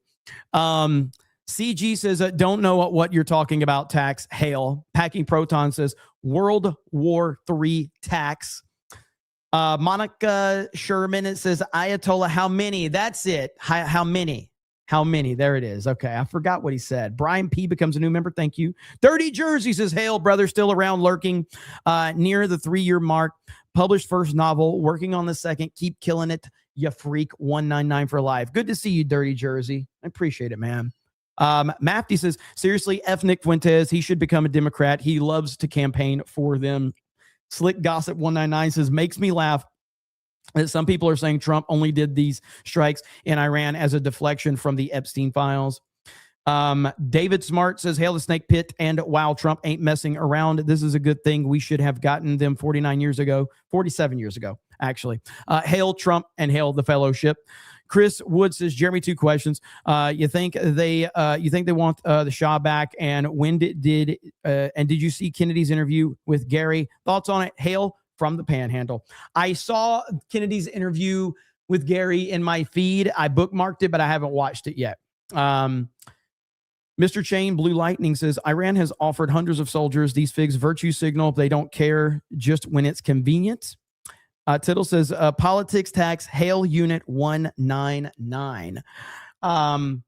The 1A train says Dave Portnoy and Eric Swalwell with the beef on X. Highly entertaining. Swalwell wants none of it. Twitter is a freaking war zone right now. And it's not just like it's anything. It is a war zone. It's worse than I've ever seen it right now.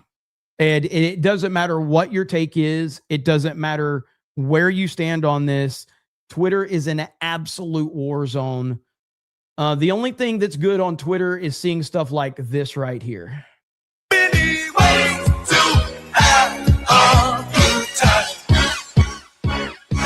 It's fun to stay at the YMCA. It's fun to stay at the YMCA.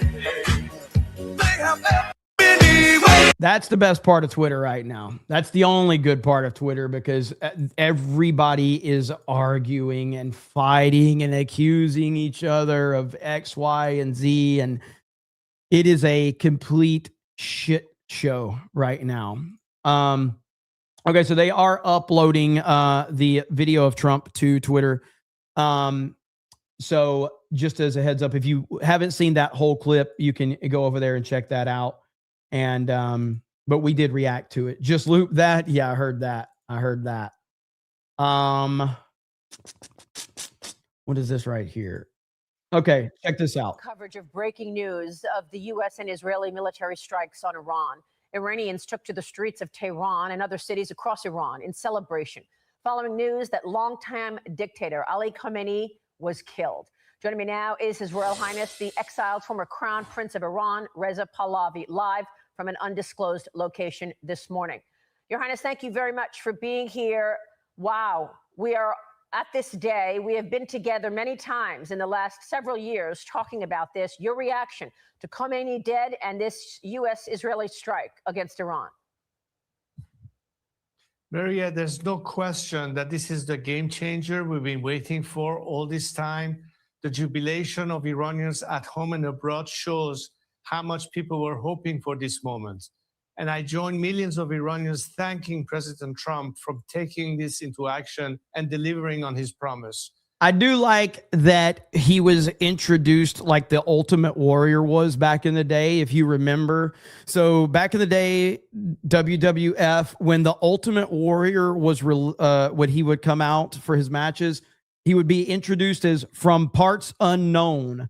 And dude, when the Ultimate Warrior was introduced from parts unknown, it added so much aura. You're like, he's from parts unknown? Holy shit. He really is the Ultimate Warrior. So they should just say he's from parts unknown. We are so elated of the fact that now we have the beginning of the very end of the regime, because at least we are going to see more and more decimation of this regime, which can only equal the playing field so that the Iranian people could come back to the streets and claim the country back from this hated regime. And that is exactly what President Trump has been telling and messaging to the Iranian people: take back your country. How can they do that, sir? Well, Maria, this is time now for a very strong, stable transition. I am leading this transition. I have the support of millions of Iranian people. I have the people inside the country that are joining and broadening the coalition of forces that will be at play in filling the boxes. The military will side with us, and we have a plan of action and a transition plan. As a matter of fact, I'm glad to hear what Senator Fetterman was saying. It's music to my ears. I always thought that it should be a bipartisan issue when it comes to America's national security interests as well as business opportunities in the future, because we as Iranians look at America as our best partner in reconstructing ourselves. You know, the president says MAGA, we say MIGA, make Iran great again. And that's what did he say? Bro, you can't say those words on TV. My boy just dropped the gamer word live on Fox News. Iranians look at America as our best partner in reconstructing ourselves. You know, the president says MAGA, we say MIGA, make Iran great again. And in that sense, I think that a different Iran that now will be at peace with the region, work with our neighbors, will bring an element of stability, will be good for American national security, but most importantly, an opportunity to be successful in terms of economic growth and what have you. Just by a change that we hope to bring to the table, that will be probably over $1 trillion worth of impact and revenue to the American economy just by Iran's market being open to America, and how much we stand to benefit from billions of dollars willing to be invested into Iran. All that was needed was for this regime to no longer be there. And I think that is something that should be important to America and Iran both. So where does this transition? I do think it's funny that MIGA, that's what a lot of the anti-Israel crowd has been running with, and now their meme has been completely repurposed by MAGA, and now their meme means nothing. That is funny. Transition leave the IRGC, the Iranian Revolutionary Guard, where leadership there is still vowing revenge. How does this transitional government look when you have Persians, Shia, Sunni, secular government? What do you envision? Well, Maria, obviously, I think this campaign is this time something not just to set back the Iranian nuclear program or anything like that. This is like full decapitation of the regime, and ultimately what will expedite its total collapse. The Iranian people has suffered too much to settle for anything less than that. But as soon as the transition plan is put into gear, we want to make sure that we address the issue immediately, to make sure that we have the ability to have a stable process, to obviously lead to ultimately a democratic outcome, so the Iranian people get to choose their future government and system. What we need to do now is to make sure that we bring all the elements that can help that process into place. I was talking earlier today with Senator Lindsey Graham, who's a good friend of Iran. In fact, people now... And nobody cares. You completely lost everybody on that one. We don't care anymore. You didn't have to name drop that guy. The fact that you name dropped that guy means we don't care anymore. I call him lovingly Uncle Lindsey for his position. And he talked to me earlier saying that he would try to organize a bipartisan group at Senate level for us to present that plan. Both the administration and Congress will understand better what we have in mind and we'll get more into the details. You and I had talked about the IPP project. All right, we're taking it back. MIGA means make Israel great again. Now we're taking it back. You lost the ability to repurpose that meme. It means make Israel great again. We're taking it back. Prosperity Project before, and the first 100-day critically important of how we do that for the initial transition. I've been working with a number of Iranians from across the spectrum that are united on this purpose. We have the most diverse coalition of people dedicated to that process, representing different parts of the country, including religious minorities, ethnic groups that are all aligned in this national project that we have. So I feel extremely confident that we get this into place and make sure that we can fill the vacuum, and that unlike other scenarios that did not pan out so well, example, post-Saddam Hussein debathification. Somebody clip in the BVS meme. Why did you say that name?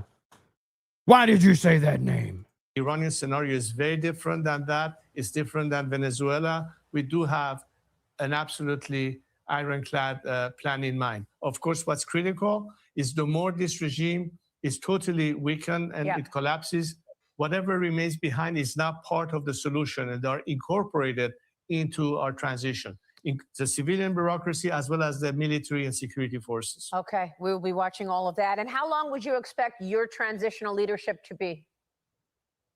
Well, Maria, I think that to be realistic, from the time that we start until the day we can have the final referendum, I anticipate a period that should not be longer than a couple of years at the most. But what's critical is the first 100 days to immediately stabilize the country, the Iranian economic situation, that the apparatus of governments remain as intact as possible, so the functioning of the country continues to be in place while we bring all the components that makes us bring the country to a position where. Does Jeremy have the power to call back a meme? Absolutely. I am that powerful. I am that powerful. I can call back memes and I can veto them at any point in time. Those are the rules. Those are the rules. I don't make them up, but I have to follow them. So let's see where you guys are at. Packy Protons, I got that one. Captain JPS says, I stand corrected. Women do have privileges. They do. Miniature Fronting says, Congress is full of traitors, lazy Fs who won't even vote on a bill 90% of the country wants passed. Congress is no longer capable of making critical wartime decisions in a necessary lethal speed. You're correct. They're terrible. They're awful. Storm Shadow says, Jeremy had a dying channel, then a missing old lady, and a one less supreme leader. Now he's rolling in super chats. Jeremy is more powerful than we thought. That's what it's all about. Lying Dog Face Pony says, Twitter may be a war zone because MAGA is over the target and we are seeing all the flag. Well, I mean, Twitter's just always been a war zone. It just has. So I don't. But it's because this is such a hot topic, and so it's everywhere, man. It is all over the place right now, and I'm not even going to get involved in it. I'm just sitting back laughing about it. So, Captain JPS says, then comes Undertaker from effing Death Valley. Hell yeah. Vault 199 says, what up, I'm not saying it because I'll say something else. MIGA Jeremy. John Jones says, I called the rabid anti-Israel crowd the Gaza first crowd. They are just as America first as the Israel shills. Mark of Reality says, MAGA, MIGA, MIGA almost sounds like a Little Caesars commercial. CG says, I heard Uncle Lindsay and died inside. Me too. Nerf Herder says, MIGA tax, please. Heavy D says, MIGAA. There, I said it. Uncle Lindsay cabin. Miniature Von Think says, I'm not saying that many times. Thank you. Olympian Product says, however you say his name, simping harder for Lindsey Graham than the MCU fans for Krista. And then Rodimus Supreme says, Iran was taken over in 79, 47 years ago. Trump is our 47th president. And Eric becomes a new member. Thank you. Over on Rumble, Tasty Meatloaf for 20 says, hey, Jeremy, I've been following you for a while now. Just wanted to say that I appreciate what you do. Keep up the good work. And hail to you and the 199. Thank you. I appreciate it. Okay, so we have more news to get to. So let's shift over here. Hang on just a second. We got that one. I wanted to play this clip. So if you are not aware, last night we had a situation. I covered this at the top of the show, but I wanted to get back to it really quickly. We had a situation in Texas last night. And here we go. I think it's right here. Mass shooting in Austin last night. Before police killed the shooter. Multiple federal law enforcement Thanking the Americans and the Israelis for taking action. So we had a mass shooting in Austin, Texas last night. And if you are not aware of that, here's the update. Against the Supreme Leader. Guys, back to you. Trey Yingst, thank you for the update. Stay safe, brother. While our troops abroad face threats in Iran, there's a growing concern that Iran may activate sleeper cells in America to commit terrorist attacks. Today, the FBI is describing a deadly shooting in Texas as, quote, potentially an act of terrorism.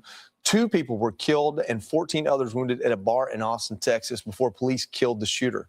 Multiple federal law enforcement sources tell Fox News that the suspect was a 53-year-old naturalized U.S. citizen who was born in Senegal. He was wearing clothing that said Allah on it and wore an undershirt featuring the Iranian flag. Joining us now is Texas Congressman Pat Fallon, member of the House Intel and House Armed Services Committee. Congressman, thank you for joining us tonight. Obviously, this happened near your state's capital there in Austin. There's 2 different concerns here. One are sleeper cells. We'll talk about that. But also just the idea of homegrown radicals, people that, get online, see these things, come up with bad ideas. It's really early to speculate that on this, but which concerns you more, or how bad should we be concerned about either? Well, really, I think we should be concerned about both the lone wolf attack, whether this is either a lone wolf attack or it's a sleeper cell, probably the former. But nonetheless, there's 2 people dead and 14 wounded, and it's disgusting and it's awful. We're in this situation where we want to hope for the best and prepare for the worst. Being that we're an open society, and unfortunately, millions of people under the last administration crossed the border illegally. And the majority of those weren't even from Mexico. They were from everywhere else in the world. And there were an increased number of Russians, Chinese, Iranians, et cetera, that did cross the border illegally. Some of them, by just law of averages, are going to have a loyalty, unfortunately, to their mother country, and they may act. And we need to be prepared for such a contingency. Congressman, probably a good time to open up the DHS funding as well in the light of everything that's going on here and abroad. I want to zoom out a little bit, though. You know, as soon as something like this major happens, we know that Americans have a lot of opinions on it, and a lot of them take to social media to express those. And there are a lot of Americans who are sitting home tonight, especially since we have the death of service members, and they're saying, you know, I support what the president did, but I still want to be convinced. How is this America first? What would you tell those Americans who are sitting at home that are perhaps still a little bit skeptical about all of this? How do you reassure them? Sure. We've been blessed with what I call the natural moats, the Atlantic and the Pacific, and we're so secure in our homeland. Sometimes we can forget that we live in a very small and ever increasingly dangerous world. The largest state sponsor of terror is this Iranian regime. The nation state that is responsible for the most American service member deaths is Iran. Nearly 1,000 were killed when we were involved in Iraq. And they sponsor a lot and foster and facilitate a lot of mayhem, murder, and mischief across not only the region, but the globe. And it's something that's imperative to our national security to rid the world, and it's in our American interest to have regime change in Tehran. I just hope that, again, we don't see, if we start seeing anything with sleeper cells here in this country, if we start seeing a big problem from that perspective, that's going to be a huge problem that people are going to ask, I think, very valid questions. Why don't we get rid of the sleeper cells in this country first before we start getting involved in foreign conflicts? Again, these are the questions that the administration is going to have to face if we continue to see moments like this. We don't know yet, but it was already coming. Yeah, I mean, again, I think these are the things that the administration has to be prepared for. And I think I don't care what the internet narratives are. I'm talking about what everyday Americans, because this is an everyday American problem where, and again, Austin, some people won't even claim that Austin is Texas, by the way. I get that too. I'm not familiar with Austin. I can only go on what I've heard people say about how it has been completely ruined and it doesn't represent the state of Texas. I've been to Texas many times. If I've been through Austin, I don't really remember. Maybe I stopped to get something to eat in Austin or something like that. But I love Texas. I've been there many a times. It's awesome. But I can't speak directly about how Austin is. Austin is a cancer in Texas. That's what a lot of people say. A lot of people say it. One thing that, again, I think that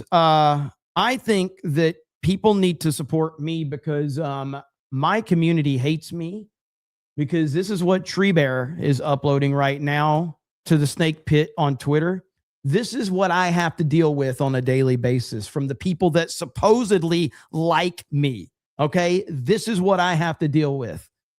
Why do I have to go through this shit? What did I do to deserve a fan base like this? Can anyone explain that to me? This is where we are. Very upsetting, very much upsetting indeed. Shirley SOB for 50 says, in the spirit of CPT, I waited until today to wish you a happy Black History Month. Swig of grape soda for the EBT man. Swig of grape soda right there. Thank you, brother. I appreciate it. Over on Rumble, NBSD 450 says, my mom thought the AI JD Vance trailer was a real movie and better than Hollywood. Clip Sydney, I don't know. I think his mom drank when she was pregnant for Beardo on Tuesday night's main event. Thank you. Dude, the JD Advance, the AI JD Advance thing that Maverick put together is fantastic. So it's next level shit, man. Thank you so much. I appreciate it. But thank you, Surly BS, as well. Under Armour Gamer says, am I crazy? Wasn't old Turtle Mitch supposed to retire, or am I getting old? Near-death Governor farts getting confused. Like, am I tarded? Lol 199. Yeah, I don't even know what Mitch McConnell is actually doing right now. I've become so confused on the Mitch McConnell situation that I don't know what is his official position right now, chat. Mike Zero Sources, I don't think Iran understands the U.S. military. Iran calls those who die fighting Americans as martyrs. Back in the day, we called martyrs crappy fighters. And Lying Doll Face Pony Soldier with a gifted membership. Thank you. Let's continue on here. Congressman Molly Line here. The president spoke about the American patriots who have lost their lives here in the early days of this conflict, referring to immense love and eternal gratitude for. Oh, so the Mitch thing is that he's retiring by not running for re-election. Same thing that the Tim Walz situation was. Remember when Tim Walz said, I'm not seeking re-election, and everybody assumed he was stepping down because the way that it was reported. And it wasn't that he was stepping down, it's that he's not running for re-election. So that's the same thing with Mitch McConnell. For them, we of course thank them for their service. And right now, there are many of America's heroes in the line of potential fire and in danger. Mm-hmm. What would you say about that as this beginning of this conflict continues? As a veteran myself, there's nothing that tears at your heart more than when we lose a service member. It's absolutely just, it's gut wrenching and it's awful. It's what we sign up for when we go into the military. We have to put our lives on the line for our republic. So ironically, people can have, we're protecting dissent as well. We're not going to have liberty and not going to have a functioning republic unless we welcome dissent. And that's what we all signed up for. And it's awful to see. You always want that number to be zero. Venezuela, we're very fortunate. There were some casualties, but they were injuries and not killed in action. And this is when you're going after a country and a regime this evil that has 93 million people. They have hundreds of thousands of men and women, well, I guess in Iran, mostly overwhelmingly men under arms, and they have billions of dollars at the disposal with thousands of missiles. That's part and parcel to this kind of a decision. And that's why I'm sure it was very difficult for this administration. Well, I mean, here's three presidential messages to Iran right here. So you got Kamala, you got Biden, and you got Trump. Here we go. What's the message to Iran? Don't. What is your message to Iran in this moment? Don't. I'm going to bomb the shit out of them. It's true. I don't care. I don't care. What's one more time? The message to Iran? Don't. What is your message to Iran in this moment? Don't. I'm going to bomb the shit out of them. It's true. I don't care. I don't care.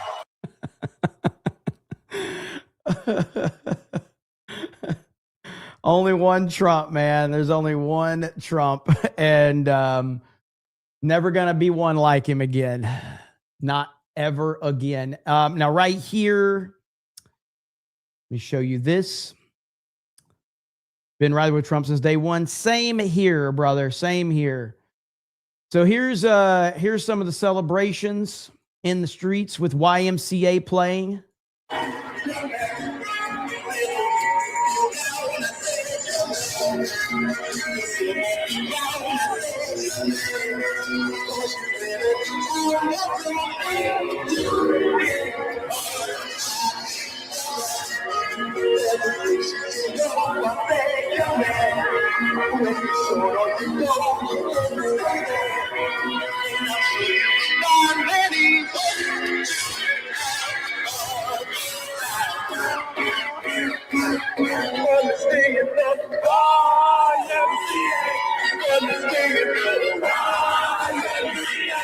how did Trump make like this super gay song, like this iconic like celebration of this alpha male president? Like only Trump could do this shit. Only Trump could pull this off.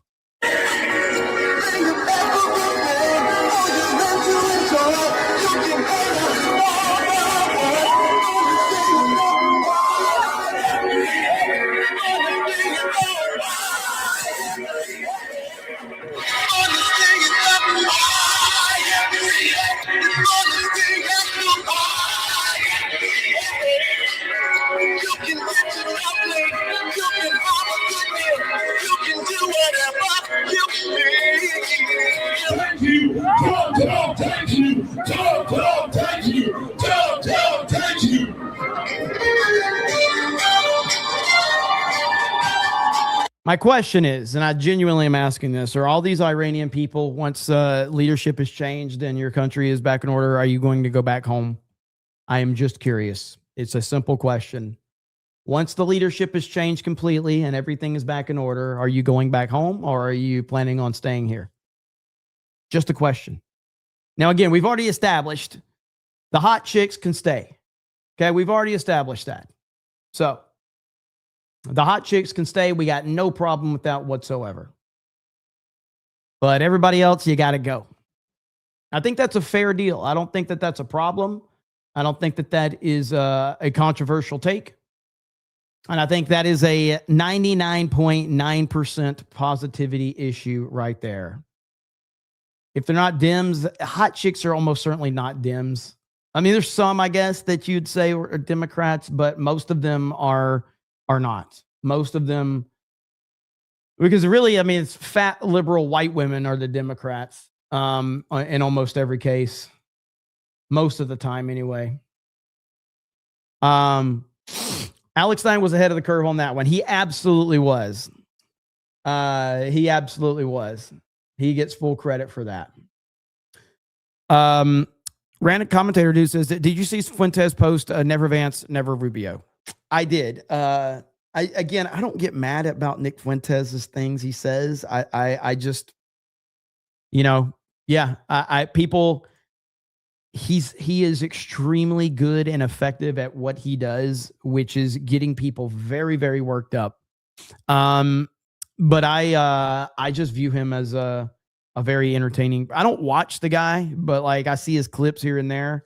And so I don't take it too seriously, but other people take it really seriously. The Under Armour Gamer says, by the way, I have no idea what happened. I should have more than 17 freaking months. Anyway, LFG 199. Yeah, I mean, ultimately, dude, you dodge questions. What's my question? What question am I dodging? Please tell me. I literally tell me which question I'm dodging. Dude, you dodge questions. I literally respond to every fucking super chat and even comments like yours. What am I dodging? Please tell me. Did I work retail? I don't know if I can answer that one, guys.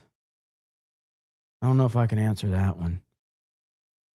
I'm waiting. What am I fucking dodging? We only got a little time here. We're about to get super chats rolling in. We don't have time to waste on shit like this.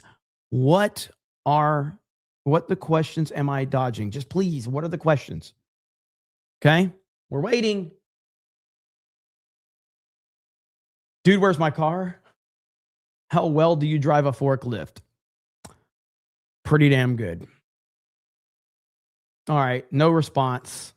We gotta move on. Trying to wait. Come on. All right. Time is expired. Oh, well. Is my forklift certification still good? I don't think so. I don't know where the hell it's at. So, dodging tax, says Gearmaster. Why do you dodge questions? Scared him off, lols. I guess I know there's people that say shit in the chat that like they don't expect me to respond. I can't respond to every single thing in the chat, but like there was a guy earlier that was threatening me. There was some guy that he was like, the internet's made this guy think he's invincible. I'm going to show him. Okay. I'm a great forklift driver in Megastore Simulator. Well, damn. All right. Nothing, I guess. All right, moving on. We wasted enough time on that shit, so nothing else to say, I guess. I guess I'll never find out what question I was dodging. I'd love to know if anybody's willing to let me know what that is. All right, what we got here? Their attacks. Senate Intel Committee member Senator Mike Rounds is here to talk about it next. Well, now you're going to go to a commercial? Now you're going to go to a commercial? I got other stuff I can talk about. Let's see. Zuckerberg. Hey, look, it's Dr. Drew. Is that his name? Dr. Drew? I feel like I was on a panel or close to being on a panel with Dr. Drew at some point in time. But I can't recall specifically. If you're just tuning in, we earlier had President Trump addressed everything that's going on in Iran. We also had this report right here that potential new Iranian leadership just reached out to President Trump begging to talk. Trump's response, he'll eventually talk, but right now the strikes will keep coming. And we have not heard any update since that. But, you know, we shall see. And reportedly, we're still getting different. There's been different reports in Israel and in Tehran of attacks going on, like right here. This was earlier. This is several hours earlier, but rockets are flying in Tel Aviv and sirens are blaring after President Trump warned massive FAFO if Iran retaliates. Yeah, and just while we're talking here, you can hear the air raid sirens have started again here in Tel Aviv. People are in bomb shelters at this very moment, and I'm just going to keep looking off as I speak to you here so we can get an understanding of where the incoming fire is located. Look, right now the Israelis understand that this is going to cost something. War is never easy. It's not going to be easy for the United States or for Israel, but they are doing what they can to neutralize the threat from the Iranian regime. We know that President Trump was very clear. He is calling on the people. Just stay with me here. We have interceptor rounds coming off right now to shoot down this incoming ballistic missile fire. Just stand by. These sirens sounding across the city. These air defense systems. There's one there, and one you can see just off screen. 3, 4. There are currently 4 different interceptors, from what I can see, that are chasing down these ballistic missiles and trying to shoot them out of the sky before they arrive here in Tel Aviv. You see, with the siren and the interception, you have sometimes just a few seconds in between. And where we were last night, there's where we were last night, just pan down. And you're going to see in the clouds here some small pops where, again, right there, and you may have just seen it on your screen, those are interceptions taking place. All right. So, oh my God, I'm not supposed to have that behind me. Oh crap. I got to go off camera. All right. Sorry about that. Sorry. I wasn't supposed to let anybody know. But sorry. Give me a few minutes. Okay, we're back now. Okay. All right. So, we are now, fuck, it's still there. Shit. Okay. Hang on. I can't let anybody know about that. You guys just talk among yourself. Let's see here. Okay, we're good. Okay. Whew. Woo. All right. Whew. All right. Not going to get clipped out or anything like that. So I know no one saw that. Did anybody see that? All right, cool. All right. So seriously though, just seeing rockets over, him as he's reporting is absolutely crazy. It's insane. And it's, scary, but at the same time, I'm not sure what you expected to happen when they rolled out these attacks. And, it's sad that innocent people are going to be caught up in this, but that's the nature of where we are right now. So, and then, what is this? Keir Starmer authorizes U.S. strikes on Iran from British military bases. This was 50 minutes ago. The United States has requested permission to use British bases for that specific and limited defensive purpose. We have taken the decision to accept this request to prevent Iran firing missiles across the region, killing innocent civilians, putting British lives at risk, and hitting countries that have not been involved. The United States. Somebody said this. Somebody just repeated it in the chat too. I saw this tweet on Twitter about Keir Starmer, and they said, bro has negative aura. And I'm not sure I've ever seen someone that has truly negative aura. This guy has negative aura. I mean, he takes all of any energy out of the room. It is incredible how pathetic he is. Unbelievable. Like, just listening to that, he just killed the whole vibe of the stream just by me playing his audio because it's so bad. So incredibly bad. He has below negative aura. Yes, he does. He absolutely does. Let's see. Reports of explosions taking place at United Kingdom Air Base in Cyprus, Eastern Mediterranean. That just came in 3 minutes ago. And so I'll see if we can get any updates on that. But that tweet just came in. So let's see what we have here.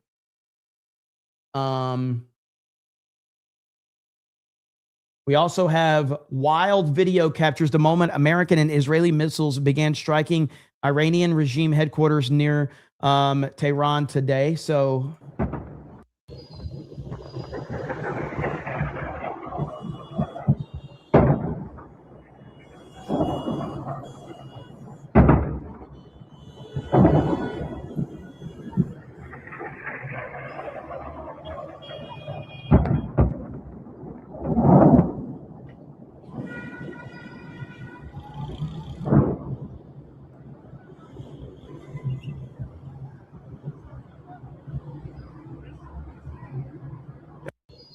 all right, there we go. So let me see if we can get more information on this right here. Apollo says, saw what? Can I get some of that 7,000 you'll be getting, by the way? Hell no. Hell no. The Under Armour Gamer says, by the way, I have no idea what happened. I should have. I got that one. Gearmaster dodging tax. Thank you. BMCCB says, if you're just joining us, tax. Ministry of Wrong Things says, Jeremy paid by is retail.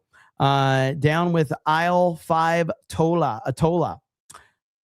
Joey says, here's a question, Jeremy. Are you gay if your husband is gay? Just because your mom has an oversized clitoris doesn't mean she's a dude. Now, tell her to get in the kitchen and make me some fucking food. All right, simple as that. Cowboy says, I wonder if Mondi is handling pro-Trump and Iran's rally in his city. Mike Zero Sources, no disrespect and asking in good faith, do you watch Newsmax? They do a great job of reporting conflict. I watch Newsmax here and there. I don't watch them that much, but I watch them here and there. Charlie says that seeing that I'm having stud flashbacks. Real life Jeremy says you went to church with your cousin. Okay, let's see if I can find out any more information on these reports that are coming in right now. Okay, we got the Iranian state TV was hacked. We know that. President Trump says that Iran's entire military command is gone. There is so much shit that's being reported that I can't even filter through what's real and what's not in a lot of ways on Twitter right now. It's just insane the amount of people that are just posting crazy shit. Women have all of the resources they need. That to me is the greatest priority we've got. You also asked about what happens in Iran and so forth. Look, they've got the capabilities. These are not stupid people. They have the ability to produce. They've got great natural resources and so forth. If given the opportunity to rebuild their nation in such a fashion that democracy can once again come around and they can enter the peaceful world and start joining in with their neighbors, that would be good for the Middle East, but it would be very good for their country. I think the individuals that are on the streets right now celebrating the death of Khomeini, I think they understand that their capabilities are there. I doubt that there's going to be a Okay. Preliminary reports indicate 5 people were injured following a Iranian ballistic missile strike in the Jerusalem area, with one victim said to be mild to serious condition. So that was posted an hour ago. Right now, that's not in reference to the breaking report that we just had, by the way.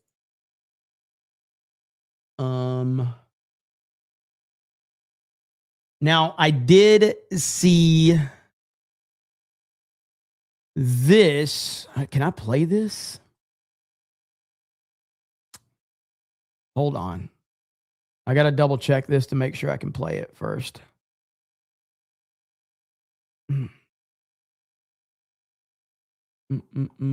the burnt peanut of political streaming. I know I have not watched a burnt peanut stream. I see clips of him all the time. But okay, I think I can play this. Oh, I can't play this. I can't play this video, but I can read the text, but I cannot play the video.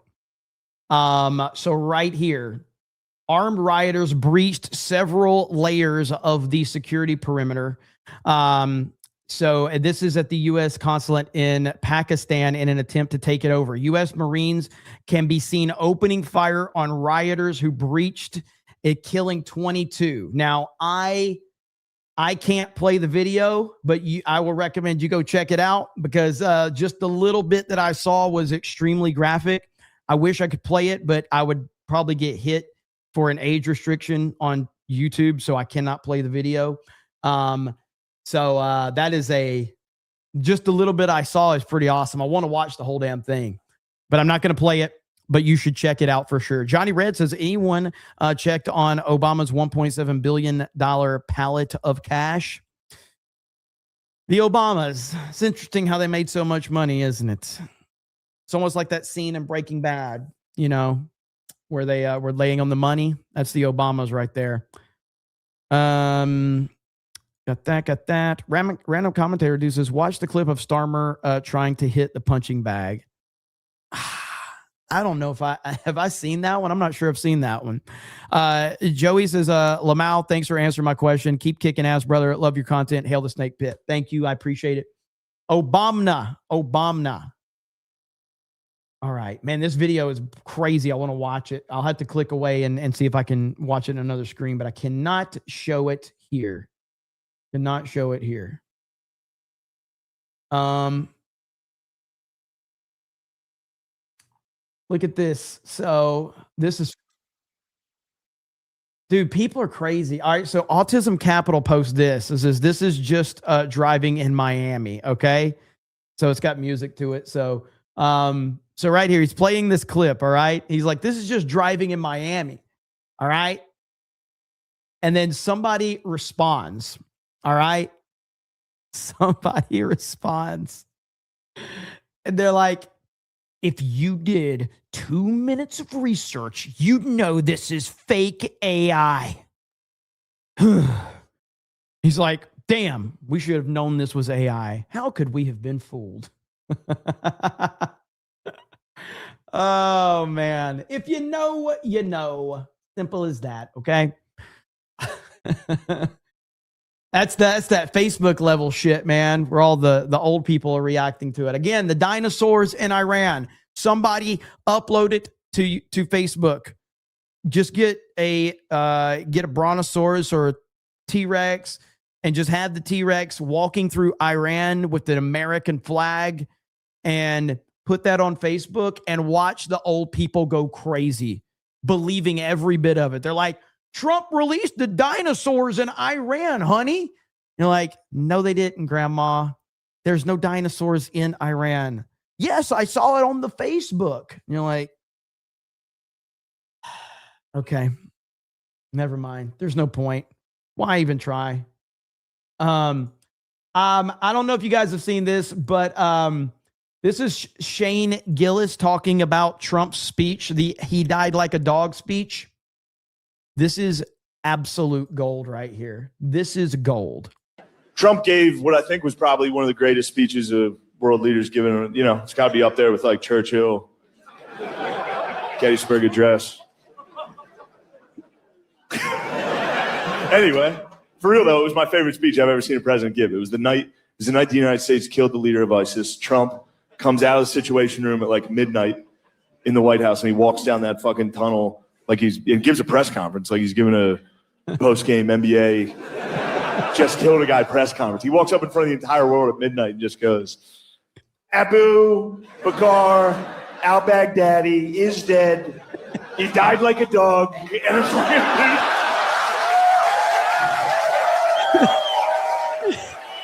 that's all him, dude. I didn't change one word of that. That's what he opened with. And then he did 40 minutes. The speech is 40 minutes for no reason. It wasn't a prepared speech. He freestyled 40 straight. Not even a speech, just mean shit talk for 40. The meanest shit talk you've ever heard in front of the whole world. Abu. We could hear him crying. I said, Abu, don't cry. Abu. Let me tell you something. Abu cried. He cried quite a bit. I wouldn't have cried. Crybaby Baghdadi, that's what we were all calling it. Look, I love everything about that speech. I love it. I love thinking about Trump in the Situation Room, surrounded by generals watching watching special forces, watching those cocksucking Navy SEALs.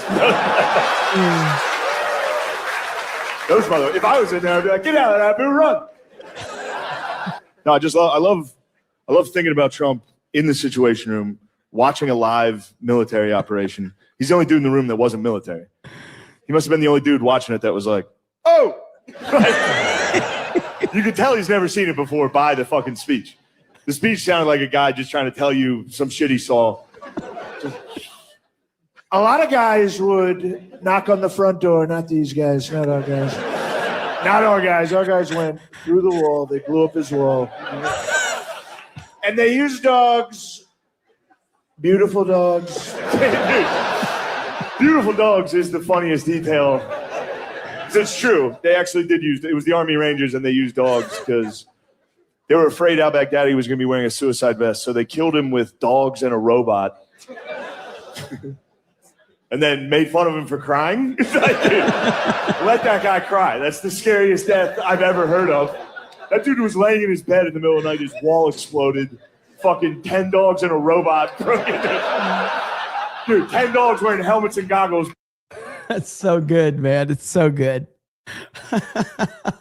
Trump is one of one. There is just nobody else like him. You know, he is a unique person. Simple as that. I don't know if I can play this video. Hang on. Okay. Iran has struck Jerusalem with multiple people injured. Iran is trying to destroy the holy city. So I need to watch this video first to see if I can watch this video. Someone just confirmed to me that the video I was looking at earlier, that I could not have played that video on YouTube because, you know, there's a lot of stuff that YouTube would not want played. Let's play this one. Let's see. This was probably about an hour ago. So I'm trying to scroll and see it. Okay. Well, hang on. So here's this one. I'm not going to play that one yet. So hang on. I got to pre-screen this.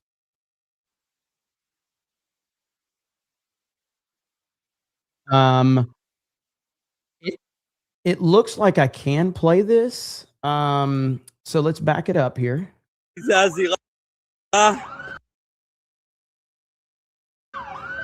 פה, רמת שלמה פה, כניסה לרמת שלמה פה. הנה הפר, הרכב, כולם בסדר, אחד יצא. הנה הפיר. הנה מגיע עכשיו פה להצלה. איזה שוק. איזה פחד. That's pretty freaking crazy. Things are picking up right now. Here's this one.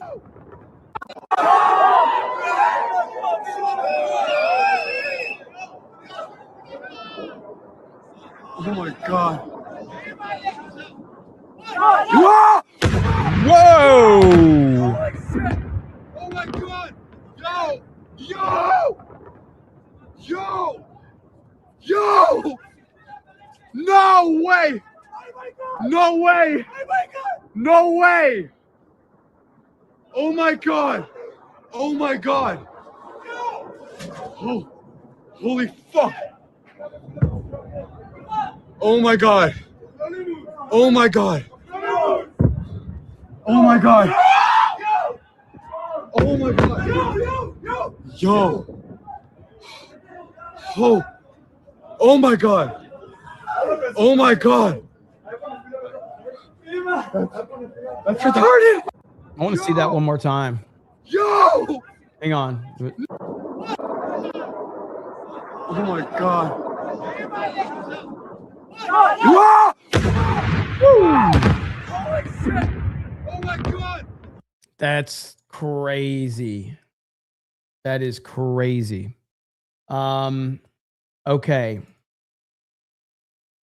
They showed dead bodies being carried out. Yeah, on the other video that I didn't play, yes, they did. That's why I didn't play it, because there was no way I could get away with playing that one.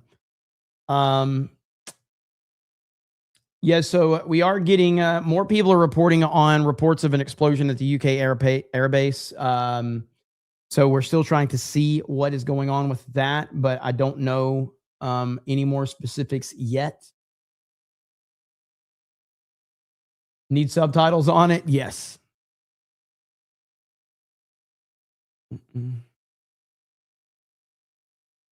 What the hell? What type of... All right, I'm actually interested to see this video just to see where... Drama Alert just posted, these are the safest U.S. states if Iran is to attack the home front. I think this is fear-mongering bullshit, but I'm interested to hear how this one's going to play out. The safest U.S. states if Iran were to carry out a nuclear attack right now. But first, if you are in Montana, Nebraska, or North Dakota, leave immediately. Because these are places that host many intercontinental ballistic missile silos, the risk of extremely high radiation spreading to surrounding areas is very real. So which states are the safest? First, it is Florida.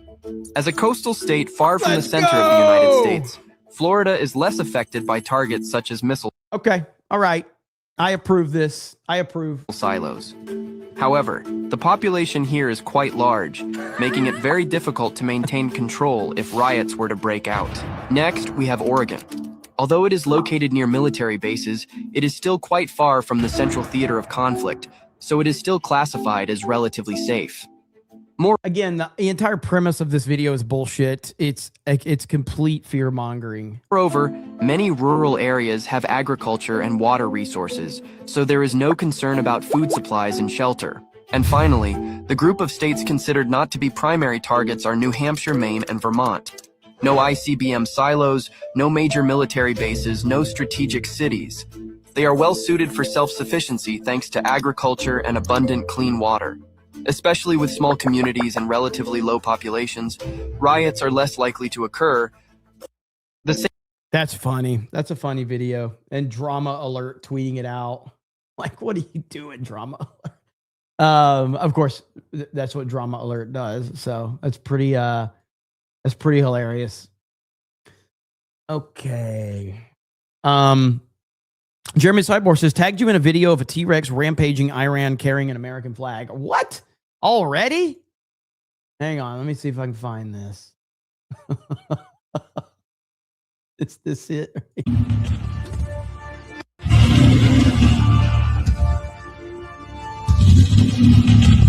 There we go. Grandma was right. T-Rexes have taken over Iran. Trump released the dinosaurs. He didn't release the Epstein files, but he released the dinosaurs to take over. And that's where we are now. So congratulations. This is real, by the way. That is 100% real. You cannot argue the facts, and that is the truth 100%. So you want to go, got that. New Jurassic World movie looks good. It does look pretty good, doesn't it? Okay, where are we at now? What's the update? An epic fury rushing to the cameras today to denounce President Trump's military incursion against the reprehensible Iranian regime. This is an illegal war. He neglected to mention the Constitution, and the Constitution can't be changed by statute. They launched an illegal, disastrous war in Iran. One thing is certainly true, though. The president broke his promise to the American people of no more regime change wars. Americans are not safer today. And of course, the squad was quick to condemn the destruction of Iran's brutal regime, with Ilhan Omar blasting the, quote, illegal regime change war, while Rashida Tlaib, her buddy, says, quote, both the U.S. and genocidal Israel doesn't care about the laws. This is who they are. Joining us now is Florida Congresswoman Anna Paulina, member of the House Foreign Relations Committee. Congresswoman, it's great to have you. Now, I think we were all a little struck by Tlaib's use of the word they. Apparently, Business she doesn't is picking count up. herself part of the they. But does it reveal a little something about how much she cares about this country that she supposedly serves? Well, look, Somebody said two hotties. Guys, I appreciate the compliment. Can we focus on Anna Paulina Luna, though? I know, I appreciate it. I really, really appreciate the compliment, but I'm just a humble YouTuber, okay? I'm just a humble YouTuber. I condemn those comments that she's made. And isn't it interesting how they're not commenting on the fact that Iran just struck a Palestinian hospital in Israel? And so I think right now the narrative is that they're trying to do anything they can instead of focusing on foreign policy and protecting our service members. And we can get into the reason why President Trump had authorized these strikes, I guess, after this. But instead of focusing on that, they're trying to, again, activate a base, which, by the way, the Democrats are really split on this because they're seeing that their own base, specifically Iranian Americans, are very supportive of the president's actions. Congresswoman, I know that you care a lot about American troops being in danger. I looked at your X feed today. Obviously, we lost 3 troops that we know of. There are several others that were injured. What is your reaction to that? And do you have any criticism of this operation thus far, or any concerns that you want to bring forward? Maybe it's not a war powers resolution, but something moving forward on that the day after argument that we have. Well, to inform the American people, the reason why you saw these retaliatory strikes immediately is there was a plan in place called the Nasir plan that was actually given to the ground force commanders of the Iranian regime in the event that it's the higher up military, which you saw was removed, or their leadership was removed. As a result of that, you have now seen Iran launch strikes on over 14 different nations. And what I will say is, for parents that have their children in the military, and or if you are married to a service member, your friend, etc.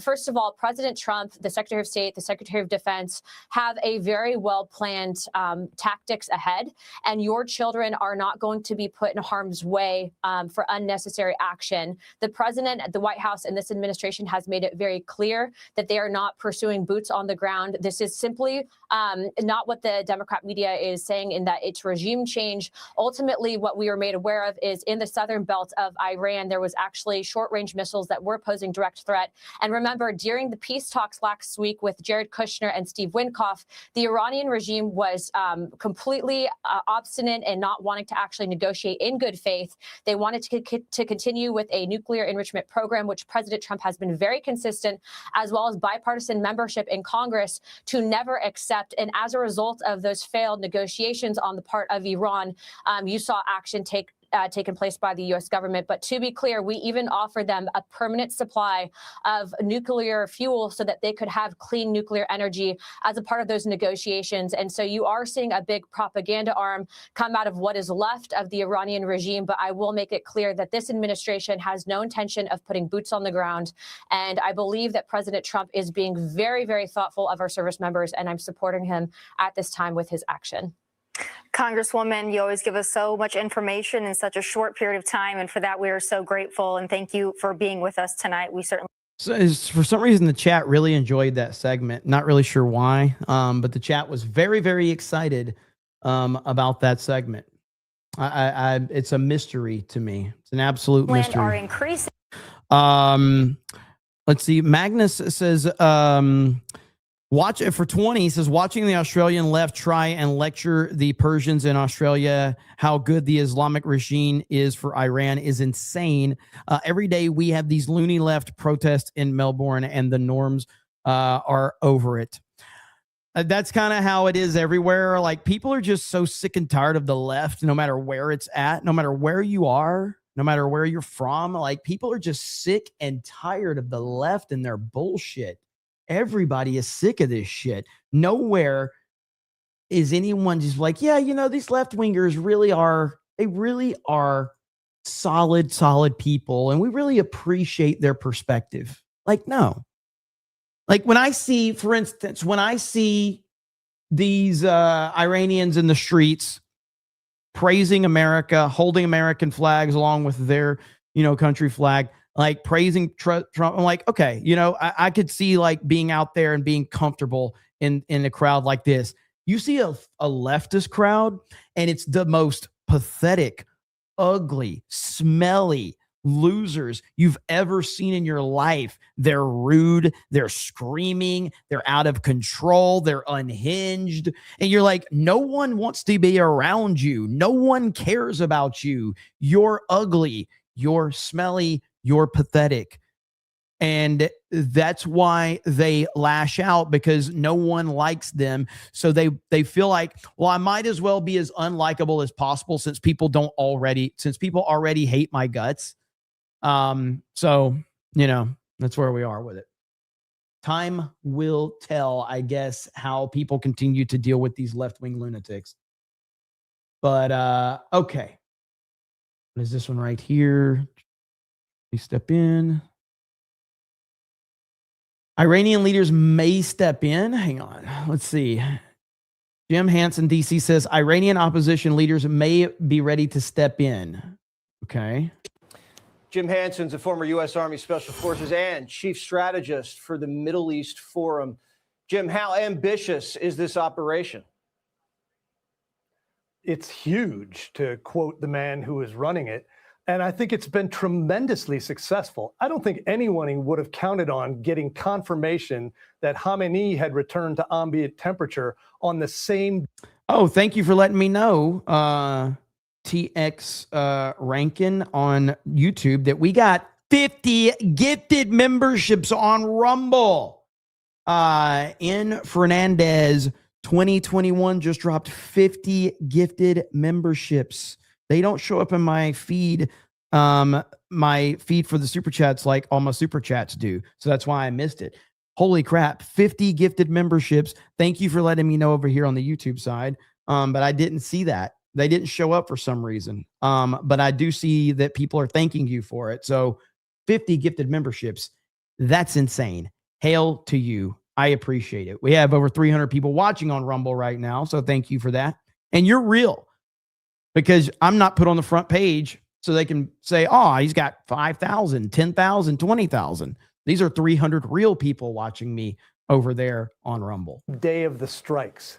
And what that does, there is no succession plan. He was losing power. Their regime was fading. Nobody knows who's set to be the next leader of what remains of that regime. So this is... Okay, fair enough. How do we celebrate 50 gifted memberships? How do we celebrate that? That's how we celebrate 50 gifted memberships. Anna Paulina Luna returns to celebrate 50 gifted memberships. You guys happy about that? Do you approve of that? I think everybody approves of that. 50 gifted memberships. This has been a success beyond anything I think the Trump administration, the Israelis, or the world would have expected. So when do they cry uncle? The president said he's willing to go as long as possible. And I guess we have to wait to see what happens on the ground. Well, you got to wonder, if you're one of the IRGC leaders who's left, or the Ayatollahs who's left, do you want to be the guy who pokes his head up and says, I'm in charge now? I think some of them are looking at the idea that, hey, I've got a bunch of money stacked in offshore accounts. Maybe it's time to buy a few extra wives and retire. And I think what remains to be seen now is who steps up among the Iranian people. And we heard of a meeting that happened last week in London among 30 leaders of opposition groups who put aside their differences and formed the Iran Freedom Congress, the largest group of opposition leaders. They may be in a position to be the next government if we can get the It seems the newly appointed Ayatollah has been killed already. Still not confirmed, only reported. Can somebody tag me in some of those reports right now on Twitter? If you're on Twitter at D-Day Cobra, and I will take a look at it. I have heard some people talking about this, but I haven't seen anything from any credible sources yet. Regime out of the way. That would be amazing. So if we're that's hearing reports that already- we smuggled some of Musk's Starlinks into the country. We're obviously helping facilitate those communications. Do you have any indication that we have special operators inside Iran? I would not be surprised in the slightest if in some of the border provinces, the Kurds, the Azeris, and the Baluchis have major beefs and have in the past risen up in large fashion. So it would not be surprising at all for there to be helpers bringing them things that could facilitate both communications and potentially the next step, which is brush fires that require the regime to try and tamp them down. And if they try to do that, it's open season on any. If the new Ayatollah has already been killed, that is kind of like, and for my my people that are old school Call of Duty players, Modern Warfare 2, Black Ops 1, Black Ops 2. You all remember, we've all been in that lobby where as soon as we respawn, we get killed again. That's what it's like being the Ayatollah right now for Iran, where as soon as you respawn, you're like, boom, because they're spawn camping. USA is spawn camping you right now. All right. That's what Trump is doing. He's sitting there and he's spawn camping. So you just boom, done, over and over. Anything. That's what's happening.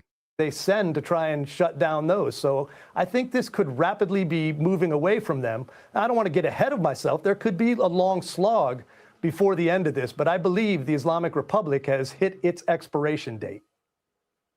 So the retaliation strikes hit a bunch of Arab states. Doesn't sound like a very... See, here's what Trump does right now. Here's Trump, okay? Here we go. Hang on.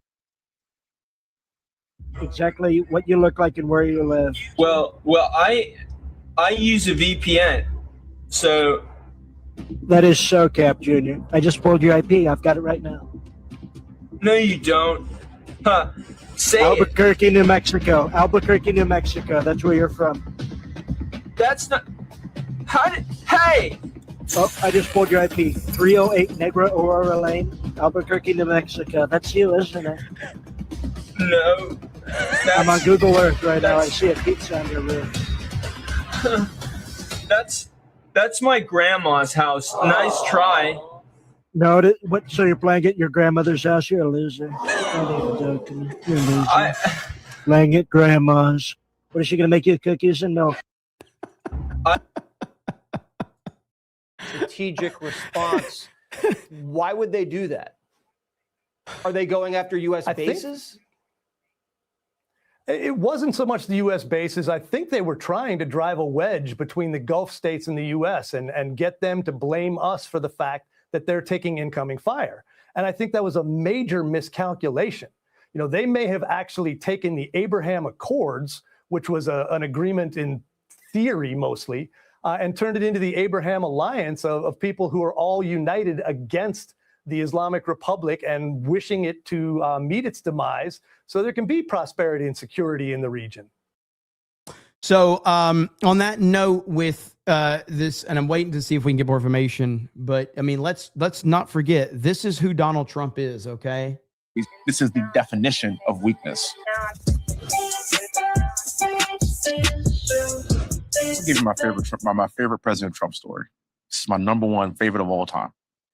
When we were negotiating with the Taliban, while President Trump was still the president, President Trump wanted to get out of Afghanistan, but he wanted a conditions-based withdrawal, meaning that you do what we tell you to do, and then we will start pulling troops back slowly as long as you abide by our rules.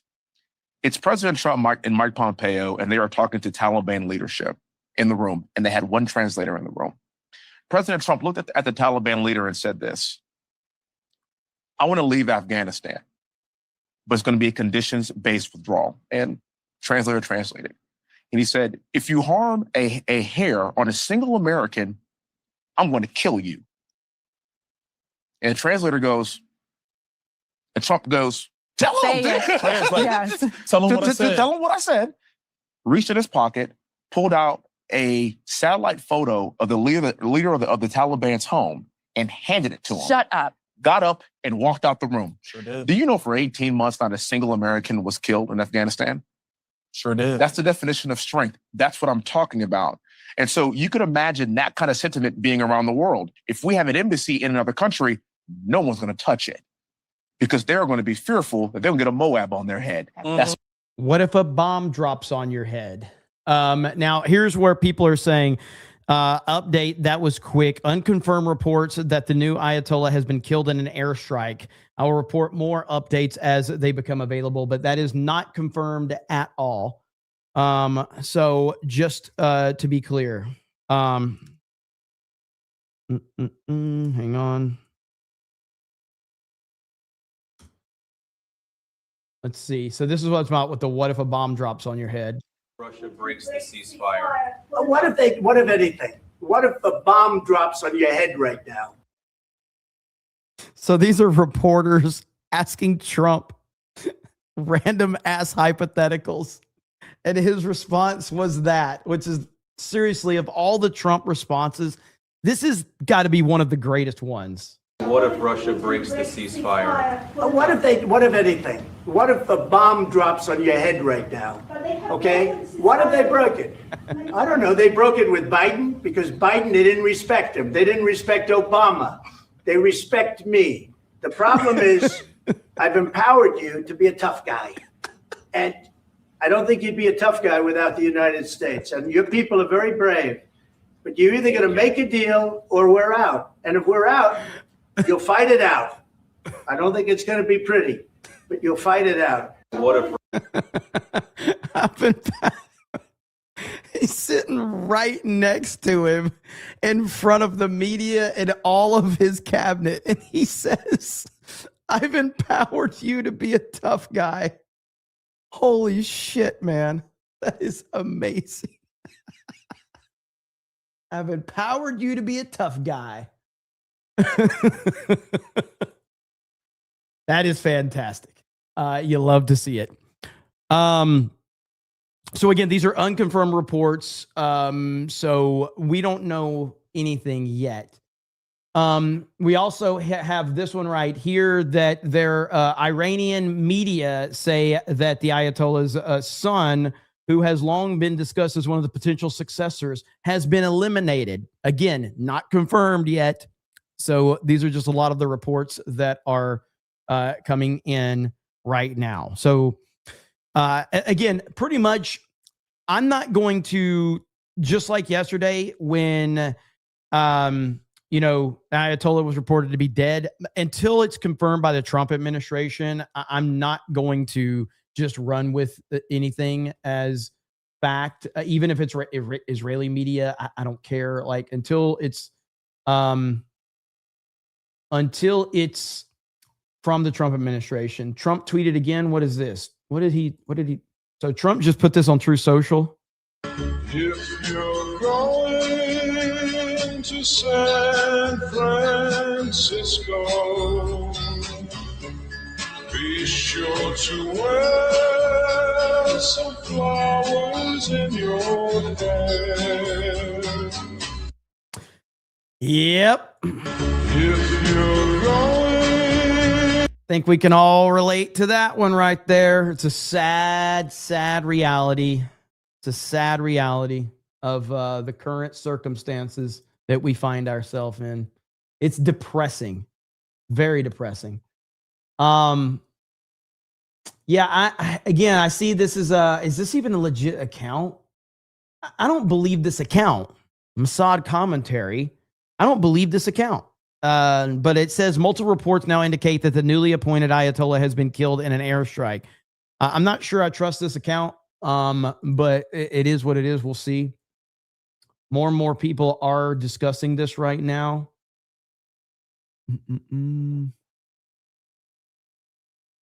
Lapco says, how can Jeremy be so humble when he's got that purty mouth? Is this weird? I feel like I just made it weird. A bit weird. A bit weird. Eheb says, the Rex needs to be oversized, needs an oversized AR and a Captain America shield chest plate. Charlie D'Angelo says, seems the Air Force gave the Ayatollah an instantaneous Brazilian butt lift.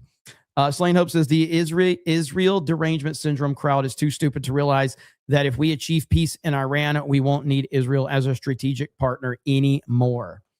That's actually a good point. Jupiter Knight says, IRGC has threatened to tie the UAE ambassador to the missile and fire it back to the palace. That came from the IRGC official X account. Did it have a gold check mark or a blue check mark? Just curious. I mean, that does matter. Let's see. Exactly. That's what Trump's doing. You think so? I mean, it might be. Who knows? But right now, social media is fucking crazy. What is this right here? Leftists are slamming President Trump after the U.S. Marines opened fire on Pakistanis who stormed the U.S. Consulate in Karachi. Is that how you say it? Reminder, Obama is no longer the president. Trump is not going to allow another Benghazi. So I don't, I can't play. I don't know if I can play that video. But leftists can fucking cry all they want. We don't give a shit. Nobody cares. Nobody cares about your tears. This is the thing about the left. This is the thing about crying about President Trump. If you cry about Trump over every single thing he has ever done, if you are offended over every single thing that happens, even if you have a legitimate reason to be offended by something new, we don't care. You will not be taken seriously at all. Your behavior determines how you are perceived. Simple as that. If you don't like that, then maybe, stop being a woman and overreacting and being emotional over everything. But at this point in time, leftist tears mean nothing to me. Anti-Israel crowd means nothing to me. Pro-Israel crowd means nothing to me because you're all emotionally compromised in some way, shape, or form. And I don't care what you are upset about. I don't care. So I don't care what Mark Levin has to say about shit. I don't care what Ben Shapiro has to say about shit. I saw Ben Shapiro today or yesterday said that Trump is the most alpha male president or some bullshit like that. Fuck you, Ben Shapiro. You have worked against Trump every step of the way until you can't work against him, and then you fall in line every time. 2015, he was a never Trumper. 2015, he called Trump a racist and a sexist and a misogynist.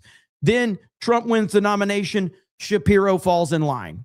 Guess what? Soon as 2020 rolls around, Trump, he tried to play into the Trump card a little bit, but and then the primaries came, Team DeSantis. Shapiro jumped on Team DeSantis as soon as he could jump off the Trump train. He jumps off the Trump train immediately until what? Trump destroys him, and then he has to fall back in line.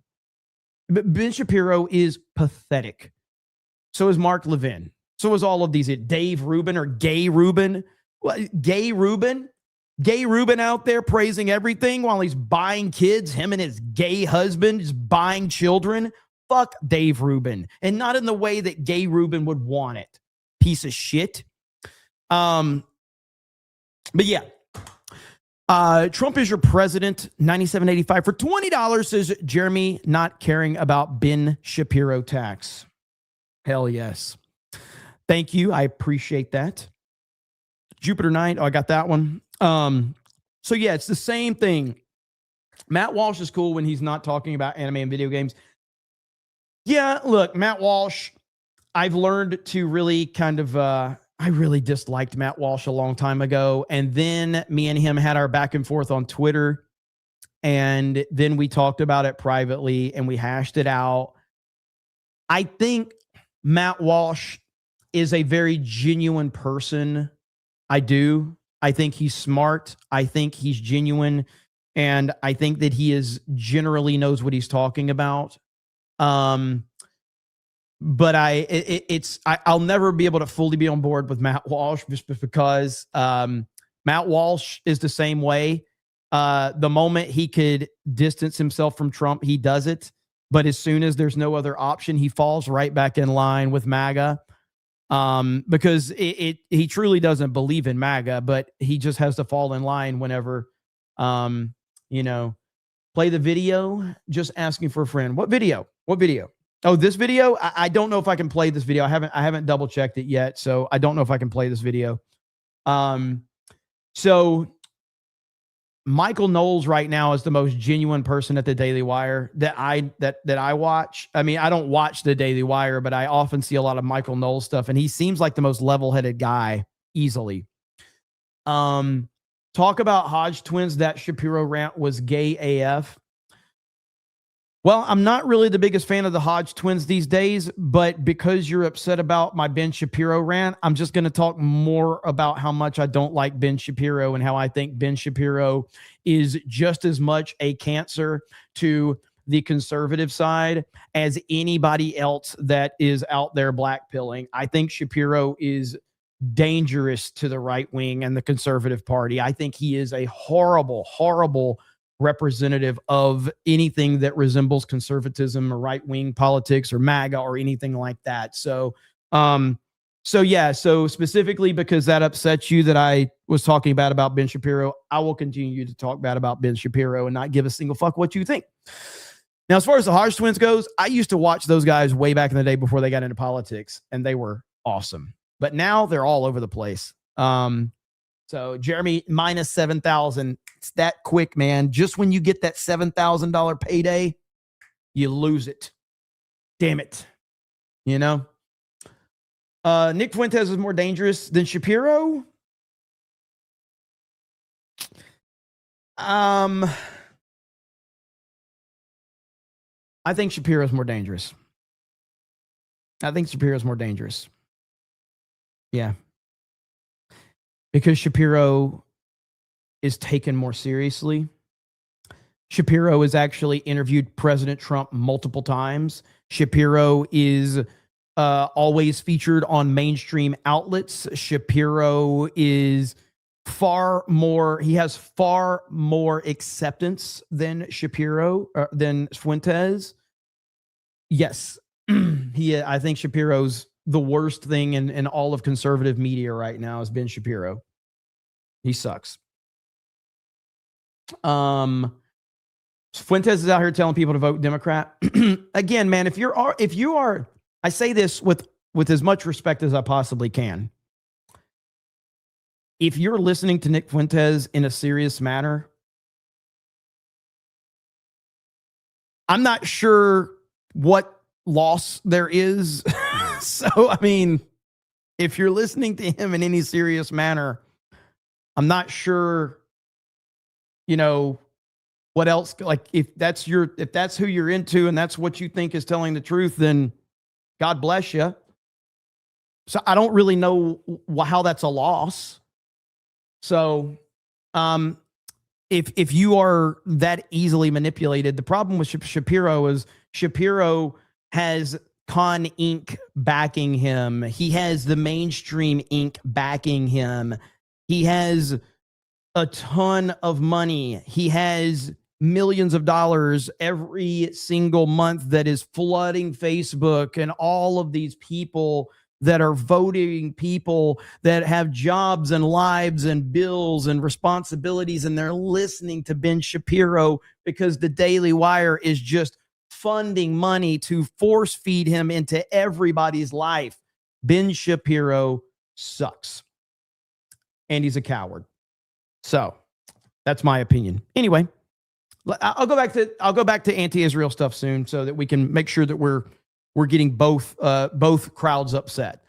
Because I really want both people upset at me. I don't want one or the other thinking I'm on their side. Because just to be clear, anti-Israel side, before you get excited, I think you're retarded too. Just to be clear. Eddie says Shapiro is a fake U.S. patriot, can't be trusted. Mar Millen says a turncoat wearing the team jersey is always the worst instead of the obvious shithead that is a black pillar. Shapiro's the former, Nick is the latter. Yeah, I tend to agree with that. Grappler Tammer says Ben Shapiro wanted to borrow Ron DeSantis lift boots. Simple as that. And hey, to be fair, I still like Ron DeSantis. I think he made a horrible mistake when he ran for president. And I think it's still going to take him a lot of time to help rebuild everything he lost. But in terms of a governor, Ron DeSantis is a phenomenal governor. The big problem is the Daily Wire is fully on board with DeSantis. And when they start backing him, I think that's going to make a lot of people not want to have anything to do with him. But he is an amazing governor. It's absolutely fantastic. Let's see here. What's the latest update we have? All right, they're talking about the attack in Jerusalem right now. Releasing a new statement about the state of the conflict. We are concluding the first day of the operation. We opened with surprise, with great force, and with highly significant achievements that have influenced the development of the operation and its outcome. Already now, we can say that what we achieved at the outset will impact our end state. This comes after there was another attack earlier today outside of Jerusalem. The aftermath video here showing a devastating scene. At least 9 people were killed, including 6 members of the same family. When first responders arrived, they were digging through the rubble. These videos circulating across Israel, while most... That's great. What channel are you talking NASCAR on? I'm literally watching the NASCAR race right now on my phone. So I'm keeping an eye on it right now. So... killed, celebrations in the streets of the country as people are, for the first time, Joey, in so long, finally having hope. President Trump telling them tonight to go to the streets eventually, to be bold and to take back your country. And they appear to be doing just that. I do want to give you some breaking news here, Joey, as we are talking. There are air raid sirens that are sounding in northern Israel, in the city of Haifa. Haifa is Israel's 3rd largest city. There are concerns right now that the Lebanese militant group Hezbollah may have gotten directly involved in the fight. At this hour, the IDF is checking to ensure where these missiles and drones came from. But again, there is real concern that a group that is a major proxy of the Iranian regime could directly target Israeli cities. Joey? Trey, just real quick. Oracle of Doom just dropped $100. And he says, hail to the great Cobra Commander. I stand with the 199 forever and always hail. Thank you so much, man. Really appreciate that, brother. Thank you so much. Listen, I know we've got a lot of newer viewers here and things like that. And ultimately, if you're looking for in-depth political coverage, this ain't the place for you. But if you enjoy someone giving their honest opinion and not pretending that they know shit about anything, and we share a few memes and we laugh and I never shy away from anything, then you might enjoy it here. So I do appreciate that, man. On that point, I wanted to ask you, do you know if the Iron Dome, Jacob's Ladder, the arrow systems that are on the ground or controlled by Israel are functioning fully? In other words, have you seen that the U.S., with the ships that are in the Mediterranean there, or just not far, is the U.S. a part of effectively the Iron Dome for Israel now, especially with this new development? Yeah, so very quickly, Israel has a tiered missile defense system. They have the Iron Dome, the David Sling, and then the Arrow 2 and 3 system. The Trump administration was very meticulous when planning not just offensive action against Iran, but also defensive action. And so they have provided the Israelis with THAAD and Patriot missile defense systems. And remember, the world's largest aircraft carrier, the USS Gerald R. Ford, is currently off the coast of Haifa, where these missiles are incoming right now. Joe? Trey, stay safe, and thank you so much for this reporting. It's invaluable. Thank you. Yes, sir. All right, Tommy, that's breaking news. I want to talk about some other things, but let's at least get into that real quick. These proxies, Hezbollah, they say the Houthis are a little bit less beholden to Iran's orders, but from what we're hearing, Iran isn't listening to Iran's orders. According to their own spokesperson, some of these groups are essentially operating autonomously. You would have to believe that also speaks for some of these other groups as well. You have to wonder what the estimation is, what they think that they're going to accomplish, especially since they have It's President Trump to contend with. It's so weird. I'm not like one of these people that get caught up. Like I saw the Jim Carrey thing the other day going mega viral on social media. And it's like, yeah, he got old. I don't think he probably had some work done, whatever. She has clearly had work done. This is Tomi Lahren. All right. She has clearly had work done. This is crazy. That's her. You know, we talked about it with a lot of our Senate and congressional guests here, but we have to worry about the homeland. How many people did Biden let into this country that we don't know who they are or why they're here? The Trump administration. And she's also a DeSantis bro. She turned on Trump as soon as she could. Many people, and if you don't know what I'm talking about with that, like there was a true belief within the powers that be within the Republican Party that Trump was not going to be able to run for president in 2024. And they believed that he was either going to be arrested or at the very least, they felt that the legal stuff was going to bog him down so much that he would not be able to power through and withstand the attack from the left. So many people on the right privately were talking and they were like, Trump's not going to make it. DeSantis is our guy. So we need to put the machine behind DeSantis. We need to bring a bunch of influencers in to support him and put this image out there of him. And that's exactly what happened. They put all of this behind DeSantis. Trump did not let anything affect him. He withstood all of the attacks from the left and the Democrats and the arrests, the indictments, the mug shots, the raiding of Mar-a-Lago, the assassination attempt. Like they could not stop Trump no matter what they did. And so again, just like in 2016, Donald Trump not only defeated the Democrats, he defeated the rhinos, he defeated the mainstream, he defeated the legal system, he defeated crazy people trying to kill him, he defeated everybody. And pieces of shit like Tomi Lahren and Dave Rubin and Ben Shapiro and the Daily Wire all look like fools. Has done a fantastic job of rooting them out, but in a year's time, we certainly didn't get everybody. So you have to worry if something like what happened in Austin, Texas, we don't know exactly what that was about, but it's a cause for concern. So we have to make sure that we're funding DHS. We got to protect Americans in the homeland. And we have to worry about the proxies not only far, far away, but right here at home. You know, Kevin, kind of what Tommy's talking about, which is important to me, and I believe if I'm the host of a show, a guy who's gone and fought these wars and done funerals at Arlington, it's incumbent upon me to stop for a moment. I understand that 3 is a small number. Yep. But 3 lives lost, 3 Americans killed in action is hundreds, if not thousands of lives affected, really millions for every American out there that understands what they. Well, the problem with this is, you know, yes, and I don't mean this in a disrespectful way, but I'm trying to put, you know, full context behind it.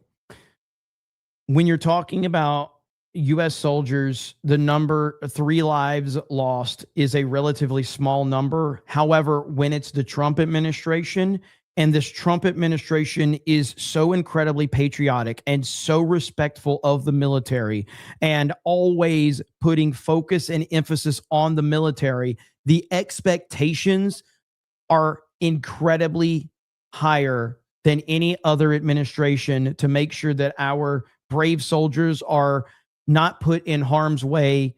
And so 3 can be just as bad as 100 or 1,000 or 5,000.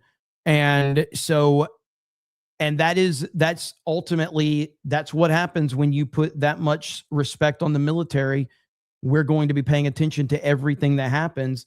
And so that number is irrelevant. Any loss of life is going to, it's going to be put under a microscope, and rightfully so. That's like, and you know, I've seen it, I've experienced it. We've been at war for less than 24 hours or right at 24 hours. I want to point out to the audience and let you respond. What's different here for me is to understand that these men and women, whoever they are that died in this counterattack, they didn't say goodbye to their families contemplating their own mortality the way a lot of us did for 20 years of going to war. They didn't know they were going to an active war. Of course, when you raise your right hand, you swear to defend, you join the military, and you go somewhere like the Middle East, you know it's a possibility, if not a probability. But I think that's important. And yeah, it's inevitable, but man, was it a base attack? I'm not sure. I haven't heard exactly, what happened yet. I don't know the specifics of it yet. At least I haven't heard. I'm not saying it hasn't been reported, but I'm just saying I haven't heard. By the way, there's 11 laps to go in the race. Reddick is going for his third in a row. I think SVG is going to beat him, though. We'll see. But race is pretty good right now. I think it's okay for any Americans who are saying, wait just a minute, tell me more. Tell me why we're at war. Explain to me why this was imminent. I don't think that questions your patronage to the American government or even if you're MAGA or what have you. It doesn't take into account, it doesn't question President Trump's wisdom in this. But I think should be a part of the conversation. I'd be a hypocrite if I didn't sit here and say, I don't care who the president is. The American people should ask questions and demand answers when our blood is shed, and that has happened. And those three... Yeehaw, left-hand turn 500. Tony, you might want to fucking learn what you're talking about. It's literally a road course right now that's going on. Man, some people do no research when they talk shit. Men and or women are heroes, and their lives matter, and we should want to know exactly what happened and how that doesn't happen again. We accept in this country 0 casualties as a part of it because we're that good at warfare and we're that smart about it. And I don't think that's a bad thing. And I don't think it questions even this administration to feel that way. Here, here. And I think obviously there will be more casualties. That's very likely given the high stakes in a circumstance like this. We wish for the very best. But I think what you said is so important. And that is we have every right as Americans to ask questions, which is why we had the conversation we did earlier with the congressional lawmakers that were joining us in this broadcast. We were asking them, what does success look like? What's the aim and the goal? Clark says 3 Alabama National Guardsmen were killed, 47 more wounded under Biden from an Iranian drone strike in Syria. Media had fuck all to say. I don't disagree with you at all. And this is, I think it was Steven Crowder that said this years ago, that we and again, I don't consider myself a Republican or a conservative. I consider myself someone that's not a crazy leftist. That's pretty much it. I'm a Trumplican, though. But, everything that happens on the MAGA side or the conservative side under a microscope going to be hyper-focused on, and we just have to be aware of that. That's just the truth of the matter.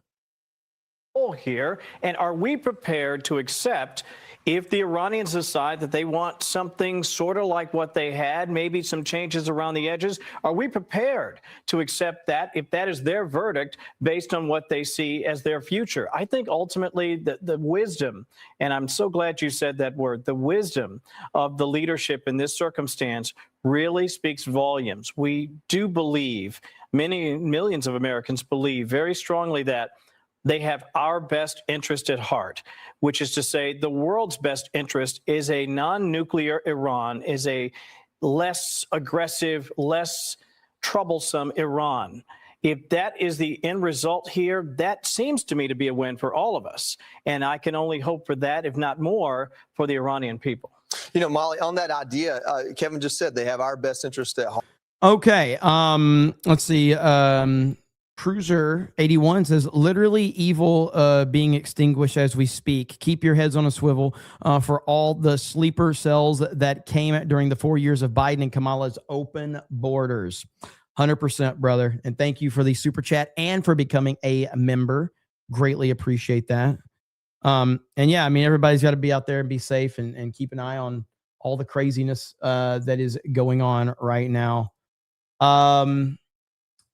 Let's see. Lebanon says Hezbollah has decided to drag Lebanon into the war. Launch from Lebanon. Not good news. So That is from Open Source Intel. I do follow that account. Seems to be a pretty trustworthy account. Let me see. What were the reports? So there was reports about a school that got bombed, and I saw a lot of the liberals were trying to blame Trump for it. I don't think it was the United States. Do we know the details on that? I forgot to look that up to get more information on that. What was the correction on that? Do we know? It was an Iranian misfire. Is that what it was? It was an Iranian missile. Okay, that's what I thought. And I saw tweets with hundreds of thousands of likes with people accusing Trump of literally doing that to children. It was crazy the amount of people that were saying it. It was insane. And that just goes to show you Twitter is a wild place right now. So let's see. Looks like Reddit's pulling away a little bit. We'll see. I'm trying to keep an eye on it while also looking up all this other shit that's going on. And over on Rumble, Bronsonite says, Hope POTUS makes a National Whataburger Day with free covers for everyone in celebration for the return of Breaking Guthrie season finale. Yeah, we'll see what happens. Let's see. Fucking autocorrect. I meant National Butterburger Day and free Culvers. No problem, man. I get you. And Hickser I get New Jersey. Do you think we will have to or should worry about sleeper cells in America? I mean, I don't personally. Frozen again, whatever. It's streaming. I think it's StreamYard at this point. I've seen it's happened to other streamers too, that use StreamYard. So is it back? Okay, yeah. I think it's a hiccup on StreamYards, if I'm not mistaken. But I mean, no more than worrying about sleeper cells. Like, do I think it's like a big concern?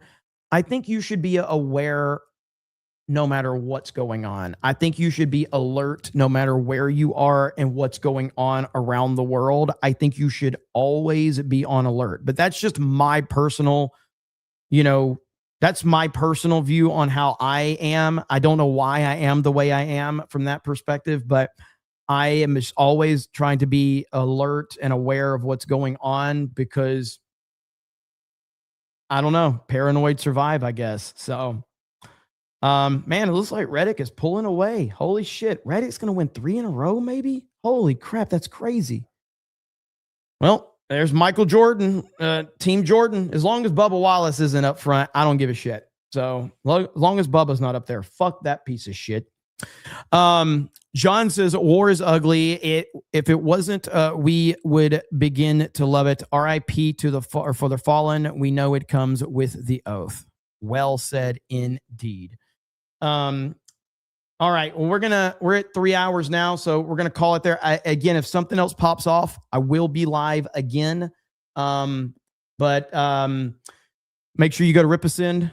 Get yourself either the hoodie or the MegaCon t-shirt. And if you have not, that's only going to be available for a short period of time. And also, we are closing in on 30,000 subs on my D-Day Cobra 2 channel.